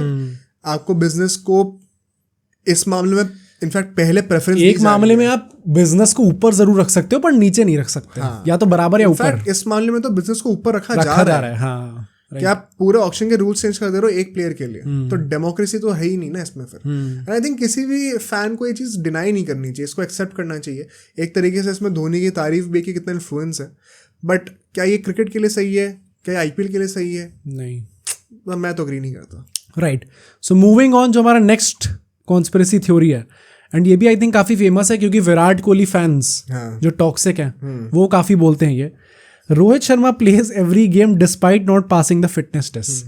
एंड ये पॉइंट ही है ना कि बीच बीच में रोहित शर्मा की कुछ ऐसी फोटोज आ जाती हैं मैच के बीच में जिसके चलते ये चीज़ों को और बढ़ावा मिल जाता है। अरे एक सबसे बड़ा इंसिडेंट अभी हुआ था, अभी रिसेंटली श्रीलंका वाली सीरीज से पहले वो नेट प्रैक्टिस के लिए बाहर खड़ा हुआ था, बैट और हेलमेट पहन के, पूरा पैडेड अप था। एंड वो सेम फोटो BCCI ने पोस्ट करी इंस्टाग्राम पे, एंड फिर रोहित शर्मा ने पोस्ट करी, तो रोहित शर्मा वाली फोटो में उसका पेट थोड़ा अंदर हो रखा था। ओ भाई। और हाथ भी यहाँ से थोड़ा सा ऐसे अंदर की तरफ कवर हो रखा था, तो मतलब वो ऐसे इफेक्ट डाला था शायद वो। डैम भाई, तो ये एक्चुअली में PR होती है जो ये सब करती होती है। आई थिंक मुझे लगता है कहीं ना कहीं कुछ हद तक रोहित शर्मा भी थोड़ा वो रखता होगा, कॉन्शियस होगा इस चीज को लेके। भाई साहब ये चीज नहीं पता थी मुझे, बट ये तो एक्चुअली में हुआ है बहुत। ये तो सरप्राइजिंग है भाई। ये थोड़ा कि प्लेयर्स के दिमाग में ये चीज इतनी है, डिस्पाइट बीइंग द कैप्टन, कि मेरे को ऐसा रखना पड़ेगा थोड़ा। बट रिगार्डलेस, जो ये पूरा पॉइंट है, आई थिंक वही है ना कि फिटनेस टेस्ट पास नहीं करते एंड तब भी रोहित शर्मा खेलता है। आई थिंक इतनी स्टूपिड चीज़ है एक्चुअली मैं कहना, क्योंकि ये जो यो टेस्ट मैंडेटरी करा गया है इंडियन टीम के लिए, इसका मैंने सबसे पहला जो इंटरव्यू देखा था वो अंकित कालियार था, जो कि स्ट्रेंथ और कंडीशनिंग कोच हैं BCCI के। उनने ये चीज़ बोली है कि रोहित शर्मा की फिटनेस काफ़ी अंडररेटेड है। मतलब लोग जानते नहीं है एक्चुअली में कितना फिट है वो आदमी। एंड उनने कंपेयर उसको कोहली से कर दिया था ना। आई एम नॉट श्योर कि कोहली जितनी फिटनेस है, ऑब्वियसली देख के तो नहीं लगता, अब वैसे पता नहीं हो या ना हो। आई थिंक वो स्टैचर दोनों का इतना बड़ा है कि आप किसी और से कंपेयर करोगे तो थोड़ा डिसरिस्पेक्टफुल लगता है। राइट, तो for the sake of it बोल दिया होगा। तो उनने कोहली का बोला है। नाउ आई डोंट एग्री कि कोहली जितनी है, बट एक क्रिकेट, हर एक स्पोर्ट खेलने के लिए आपको एक स्पेसिफिक लेवल ऑफ फिटनेस चाहिए होती है। मे बी आपको जो लेवल ऑफ फिटनेस क्रिकेट के लिए चाहिए, शायद फुटबॉल के लिए उससे ज़्यादा चाहिए होगी। स्पेशली एंड्योरेंस जैसी चीज़ें होती हैं उसमें तो ज़्यादा चाहिए होगी। सेम स्ट्रेंथ के लिए तो शायद फुटबॉल में उतनी नहीं चाहिए, आपको क्रिकेट में ज़्यादा स्ट्रेंथ चाहिए, अपर बॉडी स्ट्रेंथ। तो हर एक स्पोर्ट खेलने के लिए आपकी अलग अलग रिक्वायरमेंट्स होती है। आप टेनिस प्लेयर्स को देखते हो, वो इतने स्किनी क्यों लगते हैं? वैसे तो बहुत फिट है। अरे भाई कोई एग्जांपल लेने की ज़रूरत ही नहीं है, हम अपना एग्जांपल ले लेते हैं, या फिर तुम लोग भी कभी नोटिस करना। एक दिन मैं जिम गया, जिम मैंने जो मसल्स हिट करी उसमें सोरनेस हो रही है। मैं क्रिकेट खेला अगले दिन तो ऐसी मसल्स में दर्द हो रहा है जो कि जिम में यूज ही नहीं हो सकती थी। मैं फुटबॉल खेला उसके अगले दिन तो मेरे उन मसल्स में दर्द नहीं हो रहा जिनमें क्रिकेट में दर्द हुआ था, वो अलग ही मसल्स में दर्द हो रहा है। वो बहुत सारी छोटी कॉम्पेंसेटरी मसल्स होती हैं जॉइंट्स के बीच में, अलग अलग पोजिशंस पे। कुछ बड़ी मसल्स भी होती हैं जो कि उस पर्टिकुलर एंगल में यूज ही तब होती हैं, ऑपरेशन में आती ही तब है जब आप वो स्पेसिफिक मूवमेंट कर रहे होते हो उस स्पोर्ट को खेलते वक्त। वो जिम में कभी हो ही नहीं सकता। ये सेम डिट्टो सेम चीज़ KL राहुल ने अभी एक रिसेंट इंटरव्यू में बोला था कि आप जिम कितना भी कर लो, पर वो जो क्रिकेट के लिए जो फिटनेस चाहिए जो खेल कर ही आती है वो आपको वो उस जब आप उस स्टांस में खड़े होगे ना तभी आपकी वो स्पेसिफिक मसल्स तभी यूज होंगी। एंड इसके चलते ही मतलब मुझे ये लगता है, बेसिकली मैं यही कहूँगा कि सुनील गावस्कर ने कुछ टाइम पहले ये चीज़ बोली थी कि यार अगर आपको 6 पैक वाले बंदे चाहिए तो आप मॉडल्स को लाओ, फिर क्रिकेटर्स को मत लाओ, क्योंकि मॉडल्स की फिजिक तो और अच्छी होगी भाई, विराट कोहली की फिजिक भी उनके सामने नहीं होगी कुछ। अगर आपको क्रिकेट खेलने वाले चाहिए तो फिर जो फिटनेस टेस्ट पास कर रहे हैं उनको खिलाओ। ये मत देखो किसका पेट निकला हुआ है, कौन ज़्यादा चबी लग रहा है देखने में, कौन ज़्यादा बल्कि लग रहा है देखने में। सरफराज खान के लिए आई थिंक ये बात सुनील गावस्कर ने बोली हाँ राइट। कि अगर कोई बंदा बैटिंग पूरे दिन बैटिंग करके 200 रन बना रहा है टेस्ट मैच में तो वो मैच फिट है, फिर वो जो रिक्वायरमेंट है उसके लिए तैयार है। वो क्रीज पे खड़ा होकर खेल रहा है तो उसको जो चाहिए वो चाहिए। एंड मैं तो ये कहूँगा कि मतलब इन दोनों एकदम एक्सट्रीम चीज़ें हैं, एंड आई थिंक एक बैलेंस होना चाहिए इन दोनों का। मैं भी इसीलिए कंप्लीटली सुनील गावस्कर से एग्री नहीं करता। हाँ मतलब ऐसा नहीं कि आप बस रन बना रहे हो और आप कैसे भी हो, क्योंकि रन तो नहीं भाग पाता ना सरफराज खान। नहीं देखो, मैं ये जरूर कहूँगा जो सुनील गावस्कर ने बात कही, ये चीज़ मेरे दिमाग में बचपन से थी। मैं जब अकेडमी जाता था, एक भैया थे वहाँ पे, वो ऑलमोस्ट रणजी के लेवल पे थे। उन्होंने कहा था मेरे अकेडमी में 2 बंदे आते थे, तब मैं था मतलब 15-16 साल का। तो उस टाइम पे जो जिन भैयाओं की बात कर रहा हूँ वो सब अभी मेरी उम्र के होंगे, 24-25 के आसपास। तो वो भैया सबसे सीनियर थे। उन्होंने 2 और लोग थे उनके बारे में बात करी थी। उसमें से एक था जो कि प्रैक्टिस में कभी टाइम से आ रहा है कभी नहीं आ रहा, फिटनेस के नाम पे आया क्यों करनी है फिटनेस, ये सब वो है। पर मैच जब खेलता था तो पूरा मैच खेलता था और तगड़ा खेलता था। और एक था जो कि पूरे टाइम फिटनेस कर रहा होता था मेरे साथ, पर वो था कि भाई फिटनेस का पर रन नहीं बनते उससे। तो वो भैया एक बार कह रहे थे ऐसी मेरे से अलग से बात करते हुए, मतलब मैं नेट के पीछे खड़ा हुआ था, बैटिंग करके आया था और वो बॉलिंग करने आ रहे थे, रनअप फास्ट बॉलर थे तो पीछे आते थे बार बार। तो ऐसी बात कर रहे थे कि भाई तुम कितना भी बोल लो उस बंदे के बारे में जो कि नाटक करता है फिटनेस के लिए, पर वो बंदे को जब मैच पे बुलाओ वो तब आता है, कोई नाटक नहीं करता। एंड मैच में जो होता है ना, पूरी रिक्वायरमेंट्स होती है मैच की, इतनी लंबी बैटिंग करनी है तो करनी है, इतने ओवर फील्डिंग करनी है तो करनी है, वो पूरा करता है और उसके बाद कोई इंजरी नहीं होती उसको। तो अल्टीमेटली मैच फिटनेस ही सबसे बड़ी चीज़ है। एंड मेरे हिसाब से यही प्रायोरिटी लिस्ट होनी चाहिए, सबसे पहले मैच फिटनेस, उसके बाद आपकी जो जनरल फिटनेस होती है बॉडी का, एथलेटिसिज्म होता है, वो सेकंड आना चाहिए हमेशा। तो मैं उस चीज़ से एग्री करता हूँ बिल्कुल। एंड रोहित शर्मा का यही पूरा पॉइंट है कि उसकी मैच फिटनेस इतनी अच्छे लेवल की है। आपने पिछले 2 साल में कितनी बार देखा कि रोहित शर्मा ने 2 साल, ये थोड़ा और भी एक्सटेंड कर सकते हैं इसे, कि रोहित शर्मा ने इंजरी की वजह से अपना टाइम ऑफ लिया हो, दिखता ही नहीं भाई। जब से कैप्टन में आया तब से तो हार्डली ये चीज़ दिखती है। 2020 के स्टार्टिंग में मुझे याद है 20-21 के टाइम पे जब उसको बीच में हैमस्ट्रिंग इश्यूज थोड़े शुरू हुए थे, he has recovered really well. उसके बाद से भी कोई प्रॉब्लम नहीं आ रही। आई थिंक वो 2022 वाला वर्ल्ड कप के पूरे टाइम से एक टर्निंग पॉइंट था जब से दिखा ही नहीं ये चीज़ बिल्कुल कि रोहित शर्मा इंजरी की तरफ से बाहर हो रहा है। And at the end of the day अगर एक बंदा आपकी टीम से खेल रहा है, वो भागता हुआ भी दिखता है यार, वो भागता सही है, हाँ फील्डिंग डाइव मार के फील्डिंग करता है, तो मतलब ज़बरदस्ती में, क्योंकि बस एक देखने में आदमी अच्छा नहीं लग रहा तो आप उसकी पूरी फिटनेस पे क्वेश्चन नहीं उठा सकते। उसने तो ये जिनकी मैं बात कर रहा हूँ स्ट्रेंथ एंड कंडीशनिंग कोच की, उन्होंने कहा था कि हाँ शायद देखने में रोहित शर्मा आपको बल्कि लगे बट उसकी फिटनेस बहुत ज़्यादा अंडररेटेड है। तो अल्टीमेटली मेरा पूरा इस कॉन्स्पिरेसी थ्योरी को ब्रेक करने का पॉइंट यही है कि एक जो बेसिक फिटनेस लेवल चाहिए होता है टीम में खेलने के लिए, जो कि योयो टेस्ट माना जाता है, आई डोंट थिंक कोई भी ऐसा बंदा इंडियन टीम में जो पास नहीं कर रहा उसको और तब भी क्रिकेट खेल रहा है। तो आई एम प्रिटी श्योर कि रोहित शर्मा भी सारे फिटनेस टेस्ट पास करता है ना। हो सकते हो फिटनेस टेस्ट में विराट कोहली मतलब इतना आगे हो बाकी सबसे, क्योंकि उसने अपनी बाकी चीज़ों पे इतना ज़्यादा काम कर रखा है कि आप ये चीज़ देख रहे हो। और इसका सबसे बड़ा एग्जाम्पल ये जो मैंने नोट डाउन भी करा है कि केएल राहुल और हार्दिक पांड्या, भाई इन तीनों को साथ में खड़ा कर दो, आपको लगेगा रोहित शर्मा सबसे कम फिट है, देख के लगेगा आपको। पर केएल और हार्दिक पांड्या कितना देख लो भाई कितना अवेलेबल होते हैं वो दोनों, और रोहित शर्मा कितना अवेलेबल होता है, मैच में कितना परफॉर्म करते हैं। तो ये चीज़ें एक कॉन्टेक्स्ट में देखनी बहुत ज़रूरी है। सिर्फ ये नहीं कि आपने भाई गूगल पे रोहित शर्मा डाल दिया, एक फोटो देख लिया और नहीं भाई ये तो फिट नहीं लग रहा। ऑल्दो इस समय एक चीज़ ये ज़रूर कहूँगा कि आई थिंक ये योयो टेस्ट वाली जो पूरी डिबेट थी ये इसलिए बहुत ज़्यादा थी क्योंकि एक बहुत बड़ी जनरेशन थी जिसके बीच में ये चीज़ लाई गई, एंड उसके चलते हुए काफ़ी सारे लेजेंड्स को क्रिटिसिज्म फेस करना पड़ा। और जो अपकमिंग जनरेशन है ना, इनके लिए डेफिनेटली रखना चाहिए, क्योंकि वो एक basic certain level of fitness होगी तो बेटर रहेगा पूरी टीम के लिए। प्लस आई थिंक ये बैटिंग वाली फिटनेस की बात अलग है, पर ये जो योयो टेस्ट है ना, इसका मेन पर्पस है फील्डिंग वाली पॉइंट को सर्व करना। जब आप बॉल के पीछे भाग रहे हो, उसको बाउंड्रीज के लिए आपको रोकना है, तब आपकी कोई बैटिंग की फिटनेस या मैच फिटनेस काम नहीं आएगी, तो आपका प्योर एथलेटिसिज्म काम आता है। And fielding as a concept आज से 50 साल पहले जो था वो बहुत डिफरेंट है, और आज जो है अनरियल लेवल पे पहुंच चुका है। वरना हम लोग T20 वर्ल्ड कप नहीं जीते होते अगर सूर्य कुमार यादव ने वो कैच नहीं पकड़ा होता। राइट। उस पॉइंट को स्पेसिफिकली सर्व करने के लिए आई थिंक योयो टेस्ट बहुत इंपॉर्टेंट है. एंड मतलब ये कई लोग कहेंगे कि ये थ्योरी कहाँ से आ रही है, मैंने खुद भी फेस कर रखा है. जब हम लोग को भी ट्रेनिंग कराते थे तो ये बोलते थे ये चीज़ कि ये योयो टेस्ट वगैरह से आपका जो एंड्योरेंस और स्टैमिना और जो स्पीड टेस्ट हो रही है, ये तुम बैटिंग भूल जाओ, स्पिन बॉलिंग भूल जाओ. फास्ट बॉलिंग के लिए हाँ to certain extent, but primarily fielding जो कि हर किसी को करनी है उसके लिए बहुत इंपॉर्टेंट है. तो आई थिंक गोइंग फॉरवर्ड ये एक स्टैंडर्ड होना चाहिए. जब बच्चों को पता होगा ना पहले से ही 10-12 साल की उम्र से करना है तो वो अपने आप निकाल भी लेंगे. फिर विराट कोहली कोई स्पेशल नहीं है. मनीष पांडे का yoyo test score constantly Virat Kohli से ज्यादा रहा है. ओके. विराट कोहली का इंडियन टीम में हाईएस्ट योयो टेस्ट स्कोर नहीं है, contrary to what people may think. But Manish Pandey कितना टिका क्रिकेट से. अभी जो लास्ट न्यूज आई थी उसमें ये भी था कि शायद शुभमन गिल ने भी बीट कर दिया था विराट कोहली का.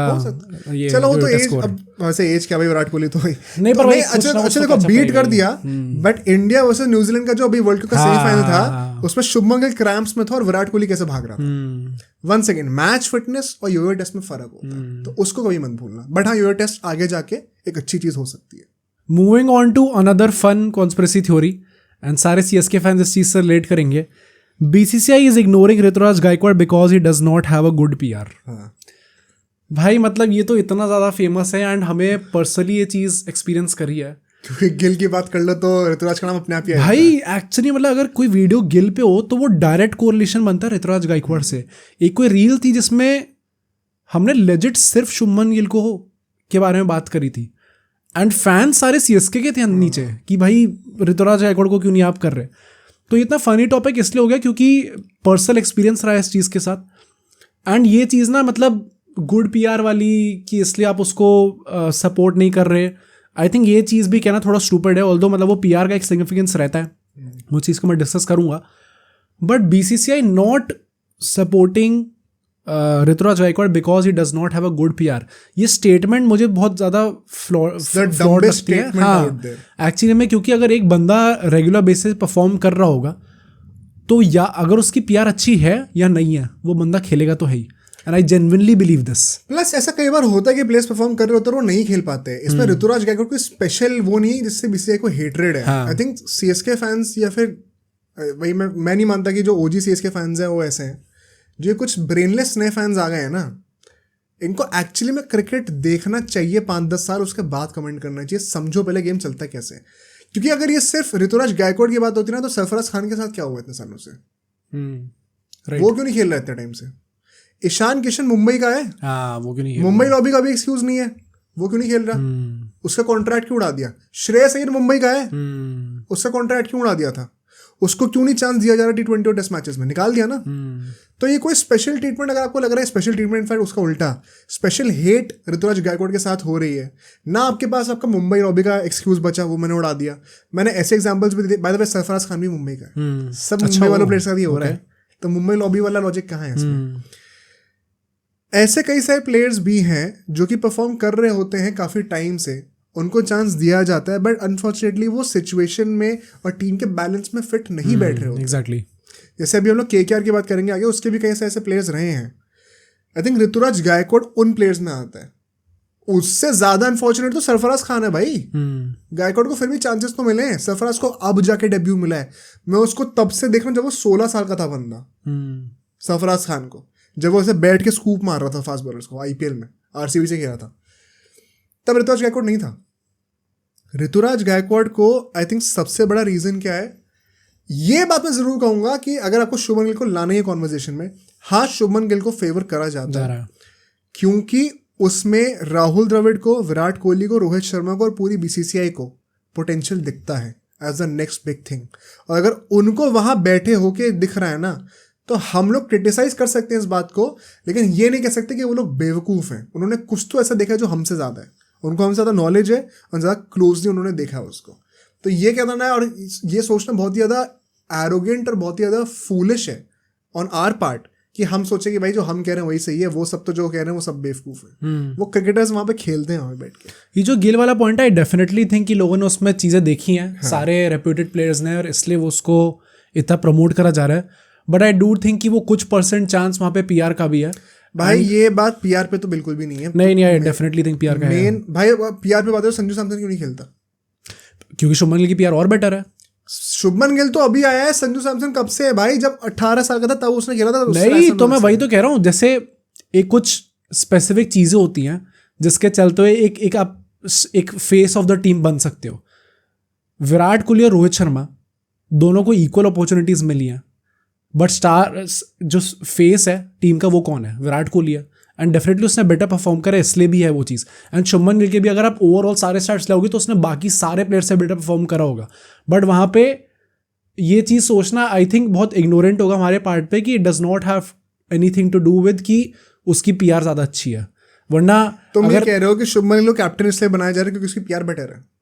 नहीं, प्लेयर तो अच्छा है ही वो, मैं ये नहीं कह रहा कि प्लेयर अच्छा नहीं है, बट मैं कह रहा हूँ कि उसमें कुछ परसेंट चांस पीआर का होगा ही होगा। मतलब कि अगर दो प्लेयर्स जिनका सेम परफॉर्मेंस है एग्जैक्टली 100 में से मान लो 80-80 है दोनों, हाँ, पर एक प्लेयर की पीआर बेटर है तो उसको प्रेफरेंस हाँ, मिलेगी, तो उसके लिए परफॉर्मेंस एकदम सेम होनी चाहिए। हाँ, हाँ, क्या दोनों की परफॉर्मेंस सेम रही है? नहीं रही ना, तो मैं तभी तो इस चीज़ को सपोर्ट नहीं वही करता। बात है बस। नहीं, और मुझे ये भी लगता है कि ऋतुराज गायकवाड़ का केस इसलिए थोड़ा स्पेशल है क्योंकि वेदर यू लाइक इट और not, T20 material Ruturaj Gaikwad नहीं है, एंड आई डोंट थिंक कि शुभमन गिल भी है, एंड इसलिए अगर उसको प्रमोट करा जा रहा है as a next T20 captain, वो चीज़ एकदम गलत है। पर ये भी फैक्ट है कि शुभमन गिल की T20 सीलिंग पोटेंशियल गायकवाड़ से ज्यादा है, बट दैट डज ये नॉट, बात काफी लोगों को हर्ट करती है, पर ये अभी भी सच है। But that does not change the fact कि उसे स्टिल नहीं होना चाहिए टीम में, क्योंकि बाकी प्लेयर्स की सीलिंग उससे भी बेटर है। जैसे कि अभिषेक शर्मा, जैसे हाँ, कि यशस्वी जायसवाल। अगर आप शुभमन गिल को लेके जायसवाल या अभिषेक शर्मा से किसी एक को बैठा रहे हो तो वो चीज़ बेवकूफ़ी है। बट क्या वो दोनों बेटर कैप्टन हो सकते हैं शुभमन गिल से? मैं वही कह रहा हूँ ना कि फिर आप किसी और को अप्रोच करो एज कैप्टन, या फिर अभी तो सूर्य कुमार यादव एटलीस्ट 3 साल तो करेगा यार कैप्टनसी। 3 साल बहुत होता है किसी भी प्लेयर को ग्रूम करने के लिए।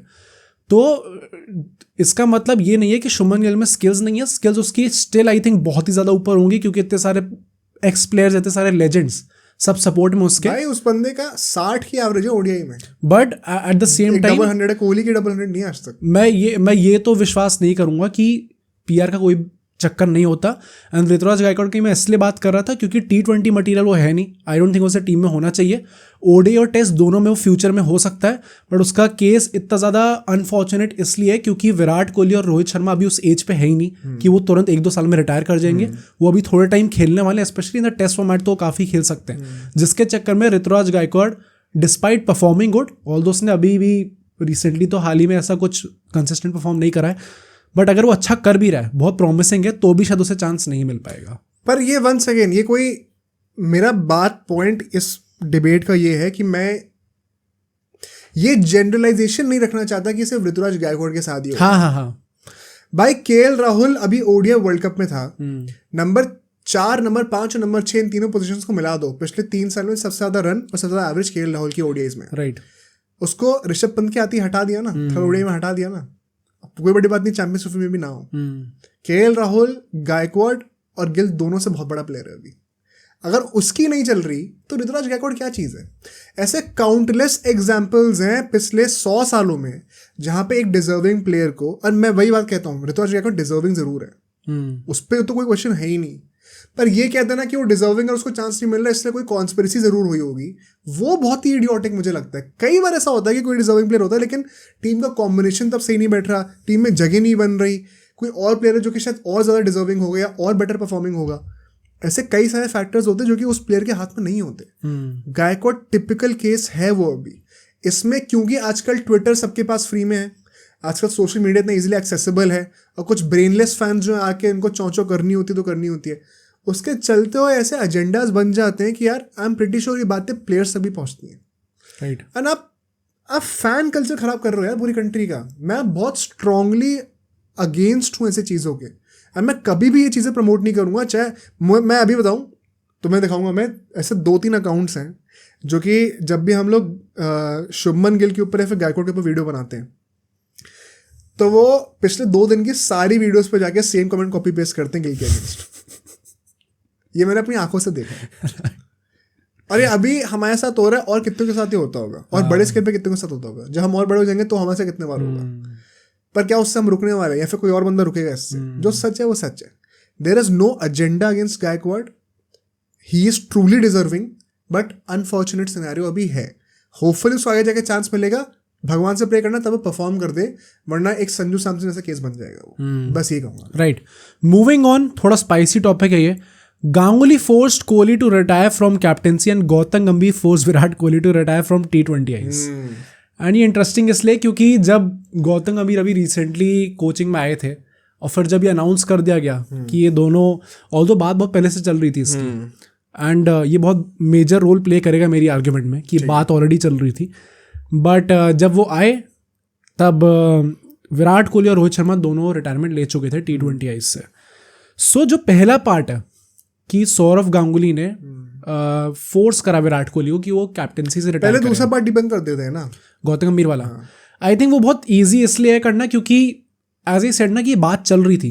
विराट कोहली जब रिटायरमेंट ले रहा था तो उसने क्या कहा कि हम हार गए होते तो भी मैंने ऑलरेडी सोच रखा था कि मैं रिटायर होने वाला हूँ. सिंपल बात, विराट कोहली जब रिटायरमेंट लिया, जब फाइनल के बाद उसको मैन ऑफ द मैच मिला था, वो प्रेजेंटेशन में था, तब उसने कहा था कि रोहित शर्मा और मैंने पहले ही सोच रखा था कि ये हमारा लास्ट होने वाला है.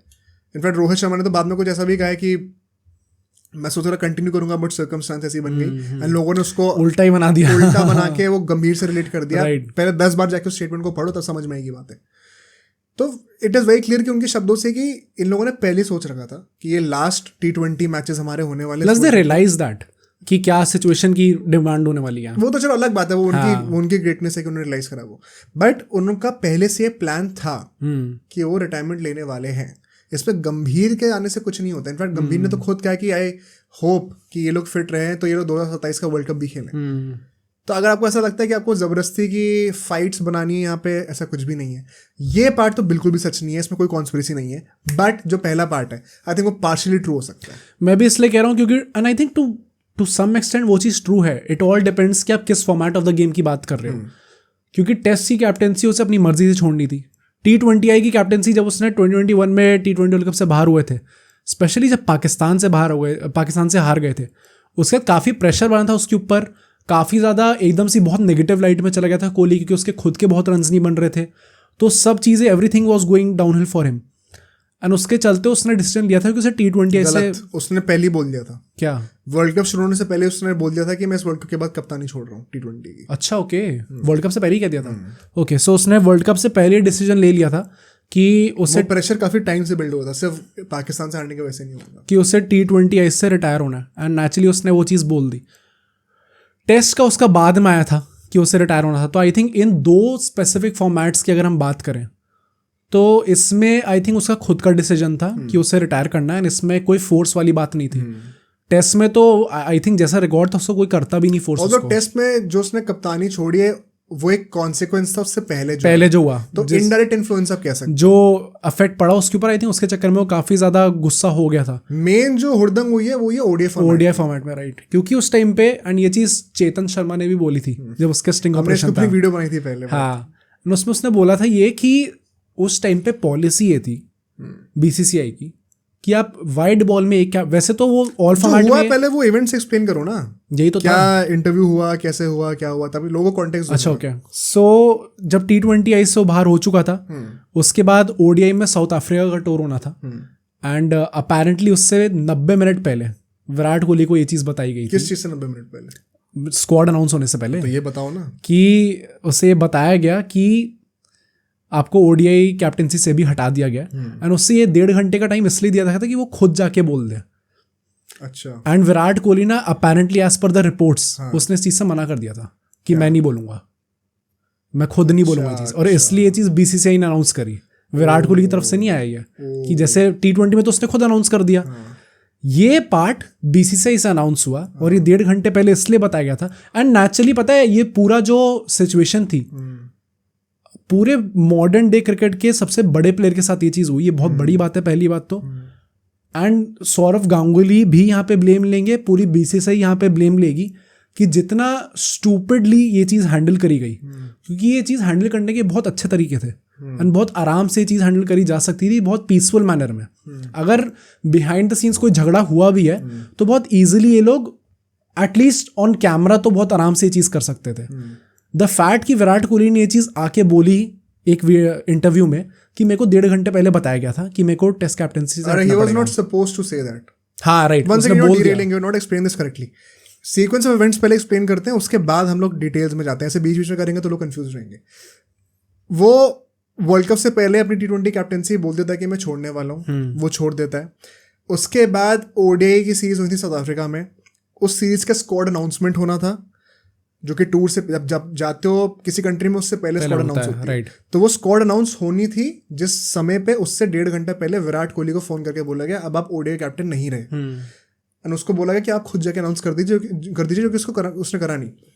फिर हर एक सीरीज से पहले एक कप्तान जो है वो एक प्रेस कॉन्फ्रेंस करता है, उसमें विराट कोहली ने उस टाइम पे, क्योंकि लॉकडाउन था तो वो फिजिकल प्रेस कॉन्फ्रेंस होती थी, वर्चुअली होती थी, तो वो किसी रूम में बैठा हुआ था, अकेले बैठा हुआ था, वहाँ पे वो प्रेस कॉन्फ्रेंस हो रही थी। बीसीसीआई के रूल्स होते हैं कि, रूल्स क्या मतलब, ये हर एक ऑर्गेनाइजेशन के रूल्स होते हैं कि जब एक प्रेस कॉन्फ्रेंस हो रही है तो आप जिस रीज़न के लिए वो प्रेस कॉन्फ्रेंस करी जा रही है उससे रिलेटेड सवाल पूछिए, कहीं डाइवर्स ना करिए। जैसे कि जैसे जब एक्टर्स जब कोई मूवी प्रमोट करने जाते हैं तो ऐसा ही होता है। तो उसमें विराट कोहली से सवाल पूछे गए, टीम से रिलेटेड, स्क्वाड से रिलेटेड, हो गया सब कुछ। फिर उसके बाद उससे किसी ने ये टेढ़ा सवाल पूछा कि आपका एक कप्तानी कैसे छोड़ी, क्या हुआ, and he was not suppose to answer this. वो प्रेस कॉन्फ्रेंस में ये नहीं होता है। उसने तब कहा कि नहीं कोई बात नहीं, ये जो सेपरेट क्वेश्चन था इनको भी मैं थोड़ी देर आंसर करता हूँ, आधा घंटा और बैठ के। ओ भाई, तब उसने ये सब बोला ओके कि भाई मेरे को बताया नहीं गया, मुझे कुछ इन्फॉर्म नहीं करा गया था, 1.5 घंटा पहले मेरे से कप्तानी ले ली गई, एंड जो भी है क्लियरली डिस्प्लेजर अपना एक्सप्रेस कर रहा था। उसके बाद इवेंचुअली उसने टेस्ट कैप्टनसी भी छोड़ी, एंड आई थिंक उसमें बहुत बड़ा हाथ ये था कि उसको ओडीआई कैप्टनसी सही तरीके से नहीं छोड़ने दी गई। उसका ओरिजिनली प्लान ये था कि वो सिर्फ T20 की कैप्टनसी छोड़ेगा एंड टेस्ट और ओडीआई कैप्टनसी वो करता रहेगा, एंड अगर उसके हिसाब से चला आता तो मोस्ट लाइकली हम लोग उसको 2023 का कप्तान भी देखते वर्ल्ड कप में, और अभी WTC में भी वही कैप्टन होता। बट क्योंकि उसको ओडीआई का कैप्टन हटा दिया गया था, T20 का कैप्टन हटा दिया गया था, तो उसने इवेंचुअली आउट ऑफ स्पाइट या जो भी है उसने टेस्ट की कैप्टनसी भी छोड़ दी। अब ये है कि उसको क्यों हटाया गया ओडीआई कैप्टनसी से, तो उसमें बात ये आती है कि भाई अपेरेंटली जब उसने अनाउंस करा बीसीसीआई के लिए कि मैं T20 कैप्टनसी छोड़ने वाला हूं वर्ल्ड कप के बाद, एक प्रेस कॉन्फ्रेंस थी उसमें उसने अनाउंस करा था। उसमें 8-9 बंदे और थे, जिसमें एक बंदे थे चेतन शर्मा जो कि उस टाइम के सिलेक्टर थे, जैसे कि आज अजीत अग्रकर है। उन्होंने खुद कहा है ये, एंड एक इंटरव्यू में नहीं कहा, एक स्टिंग ऑपरेशन में कहा, मतलब उनको पता नहीं था कि कैमरास रिकॉर्ड कर रहे हैं, तो वो अपनी सबसे वल्नरेबल बात बोल रहा होगा इंसान उस टाइम पे। उसने उस टाइम पे बोला था कि सौरव गांगुली जो कि उस टाइम पे बीसीसीआई के हेड थे, उन्होंने ये बात सुन के विराट कोहली से उसी कॉन्फ्रेंस में कहा था, कॉन्फ्रेंस कॉल पे कहा था कि भाई तू मत छोड़, तू रुक, अभी तू तीनों फॉर्मेट का कैप्टन रहे, मैं चाहता हूँ कि तू रहे। बट विराट कोहली ने वो बात नहीं सुनी और उसने T20 कैप्टनसी छोड़ी। तो पहली बात तो फिर उसने बोला कि ऐसी कोई बात नहीं हुई थी, तो उसने सौरव गांगुली ने खुद कहा कि विराट कोहली इज लाइंग, ये बोला उसने। तो there is some tussle for sure. मुझे लगता है कि ये बात पक्का बोली गई होगी, सौरव गांगुली ने बोली होगी, शायद विराट कोहली ने बात सुनी ना हो, क्योंकि अगर कोई दूसरा बंदा भी अटेस्ट कर रहा है इस बात के लिए तो मैं विराट कोहली की देन अगेन पुअर कम्युनिकेशन जहां पे गलती मुझे लगती है सौरव गांगुली की, जहां पे कॉन्स्पिरेसी वाला एंगल आता है, वो ये है कि भाई सौरव गांगुली को एटलीस्ट ये चीज़ कम्युनिकेट करनी चाहिए थी फॉर्मली उसी टाइम पर जब वो T20 कैप्टनसी छोड़ रहा था, कि अगर आप T20 कप्तानी छोड़ोगे तो फिर ओडीआई की कप्तानी भी छोड़नी पड़ेगी, बिकॉज अभी हमारी पॉलिसी है कि वाइट बॉल का कैप्टन एक होगा, रेड बॉल का कैप्टन एक होगा।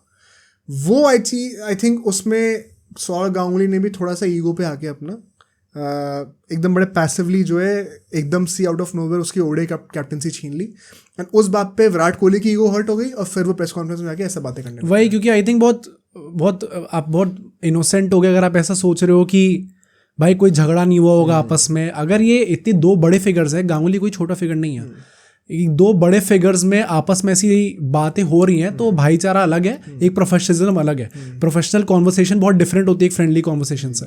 सो आई थिंक बहुत आसान है ये चीज़ समझना कि डेफिनेटली इन दोनों के बीच में लड़ाई हुई थी, एंड वो पूरी सिचुएशन जैसे हैंडल करी गई, क्योंकि ये चीज़ टॉप डाउन होनी चाहिए थी। टॉप डाउन मीन्स ये चीज़ बोर्ड टू प्लेयर होनी चाहिए थी। प्लेयर्स आप एक्सपेक्ट नहीं करोगे कि वो ऐसी चीज़ कम्युनिकेट करेगा, आप बोर्ड हो, आप बड़े हो, आपको वैसी चीज़ करनी पड़ेगी। तो आई थिंक ये चीज़ बहुत कायदे से और बहुत तमीज़ से चीज़ होनी चाहिए थी, गिवन विराट कोहली का स्टैचर कैसा है, एंड गिवन कितने खुद अपने करियर में कितने वल्नरेबल स्टेज पे चल रहा था वो खुद भी। तो आई थिंक अकॉर्डिंगली बात होनी चाहिए थी, जो कि नहीं करी गई, एंड उसके चलते विराट कोहली को कैप्टनसी से हटा दिया गया ओडीआई की, एंड देन नेचुरली टेस्ट में उसने खुद छोड़ दी। So then again I would still say कि जितने फैक्ट्स हैं उसके बेसिस पे हम यही कह सकते हैं कि ODI format was that format जहां से उसे निकाला गया। और उसमें एक कॉन्स्पिरेसी लोग ये भी कहते हैं कि अपेरेंटली सौरव गांगुली को लाया ही इसलिए गया था क्योंकि बाकी लोगों की बस की नहीं थी स्केपबोर्ड बनाने के लिए। हाँ, बाकी लोगों की बस की नहीं थी इतने टफ डिसीजंस लेने के लिए। एंड काफ़ी लोगों का ये मानना है कि विराट कोहली अपने आप को बीसीसीआई से बड़ा समझने लग गया था। हाँ, ये चीज़ सुनी है मैंने। इन द सेंस कि not in literal sense, but एक होता है ना आपके पैसिवली आपके दिमाग में आपके एक्शन से ऐसा लगने लग जाता है कि आप बीसीसीआई को रिस्पेक्टफुली ट्रीट नहीं कर रहे हो, आप अपनी जो मन की चल रही है वो कर रहे हो। उस टाइम पे रवि शास्त्री और कोच भी थे। वैसे एक बहुत बड़ा एग्जाम्पल था, पता नहीं किसी कंट्री में लोग टूर कर रहे थे, इसके ऊपर पूरा अलग पॉडकास्ट ही बन सकता है बाय द वे, शायद इफ़ यू वांट कमेंट करके बताना। उसमें अपेरेंटली उस टाइम पे वो जो बायो बबल वाले जो रूल होते थे लॉकडाउन के टाइम पे, उनको ये लोग ब्रीच करके किसी बुक की उसमें सेरेमनी में चले गए थे, एक बुक लॉन्च की सेरेमनी पे, जबकि बीसीसीआई ने स्ट्रिक्टली कहा था, और सिर्फ ये दोनों चले गए थे तोड़ के अपनी मर्जी से। तो ऐसे 2-3 इंसिडेंट्स होते जहाँ पे ये लोग बीसीसीआई के डायरेक्टिव्स को ब्रीच कर रहे थे। एंड ये सिर्फ बीसीसीआई के डायरेक्टिव नहीं है, ये पूरे वर्ल्ड के डायरेक्टिव्स थे उस टाइम पे। इसमें आप लोगों की हेल्थ को क्वेश्चन पर डाल लो। बाय चांस उस टाइम पे वो वायरस पकड़ लिया होता तो फिर लोगों को मैचेस खेलने के वो चंदी पड़ जाती उस चक्कर पे। तो ऐसे कैसे इंसिडेंट्स थे जिससे बीसीसीआई को लगने लग गया था कि भाई this is getting out of hand and किसी एक बंदे को लाना पड़ेगा जो कि टफ डिसीजन लेके फिर निकल जाए। Which is why you think कि नोटिस करना सौरव गांगुली इतना चुपचाप निकल भी गया फिर बीसीसीआई से। मुझे लग रहा था अभी 8-10 साल तक रहेगा इंसान, ये इतना बड़ा लेजेंड है, पता नहीं क्या हुआ। आई रिमेंबर जब वो अनिल कुंबले कोच था और जब वो निकला था तो पूरे टाइम न्यूज़ में यही बात थी कि उसकी विराट कोहली से नहीं बनी थी। तो वो सच भी फॉर सम अच्छा ओके, मतलब उसने भाई कितने सारे निकले थे कि इनको लग रहा था कि he is too strict of a task master, जैसे स्कूल में होते थे वैसे, और हमें वैसा बंदा नहीं चाहिए एज अ कोच। तो वो क्लियर एक मिसमैच था। अश्विन की तो बहुत अच्छी बनती थी अनिल कुंबले से, क्यों? और कौन सा उस टाइम पे दो ही मेजर सुपरस्टार्स हैं इनफैक्ट अभी भी टेस्ट में, एक अश्विन है और एक विराट कोहली। रोहित शर्मा तो अभी रिसेंटली आया, वरना से पहले टेस्ट मैच में था नहीं वो। तो एक तो सुपरस्टार की बड़ी अच्छी बनती थी, दूसरे बंदे की तो ईगो बीच में आ रही है, इस पर तो कोई डिनाई भी नहीं कर सकता इस बात। ये पूरी कम्युनिकेशन आई थिंक वो उस पूरे लॉकडाउन में जाते हुए और लॉकडाउन से निकलते हुए उसके पूरी बीच में इतनी गंदी थी। विराट कोहली का एक कोई इंटरव्यू था, वो भी ऑनलाइन ही था, उसमें उससे पूछा कि रोहित शर्मा क्यों नहीं आया टेस्ट सीरीज में, तो उसने कुछ ऐसे करके बोला था कि हमें अभी तक इन्फॉर्म ही नहीं करा गया कि रोहित शर्मा का क्या स्टेटस है। उसने कहा था वो हील होने वाला है, एंड देन बीसीसीआई ने कहा कि वो हील नहीं है इस टाइम पे तो नहीं आ सकता। फिर उससे पूछा कि आपने पर्सनली बात नहीं करी क्या प्लेयर्स, तो उसने कहा मेरी पर्सनली कुछ बात नहीं हुई अभी। तो बहुत अजीब के वेग इन्फॉर्मेशन दी थी, बहुत वेग कमेंट्स पास कर गए थे, जिसके चलते बहुत टॉक्सिक इन्वायरमेंट बन गया था इन जनरल उस टाइम पे बीसीसीआई का। तो आई थिंक वो जिस तरीके से हैंडल करेगी सिचुएशन बहुत बेटर करी जा सकती थी, एंड कुछ ट्रूथ है इस पूरी कॉन्स्पिरेसी थ्योरी में। बट मूविंग ऑन, जो नेक्स्ट है फॉर केकेआर फैंस, भाई BCCI is biased against KKR, and ये चीज़ तो मतलब through out the IPL going into the T20 world cup पूरे कमेंट्स भरे हुए थे इससे कि बीसीसीआई बायस्ड है। एंड जब रिंकू सिंह को नहीं लिया गया, हाँ, तो आई थिंक इसके चलते हुए मैंने जितना नेट पे पढ़ा केकेआर फैंस को समझने का एफर्ट डाला, उससे 3 बेसिक आर्ग्यूमेंट्स निकल के आती हैं। एक तो ये है कि एक हर्षित राणा का इंसिडेंट हुआ था आईपीएल के बीच में 24 में, जब हर्षित राणा को बैन कर दिया था एक मैच के लिए, फाइन भी लगा था ऑब्वियसली, क्योंकि उसने अग्रेसिवली सेलिब्रेट करा था, कुछ ऐसे करके करा था। नहीं, ये तो बाद में करा था जब उसने बीसीसीआई को बेसिकली टॉन्ट करा था।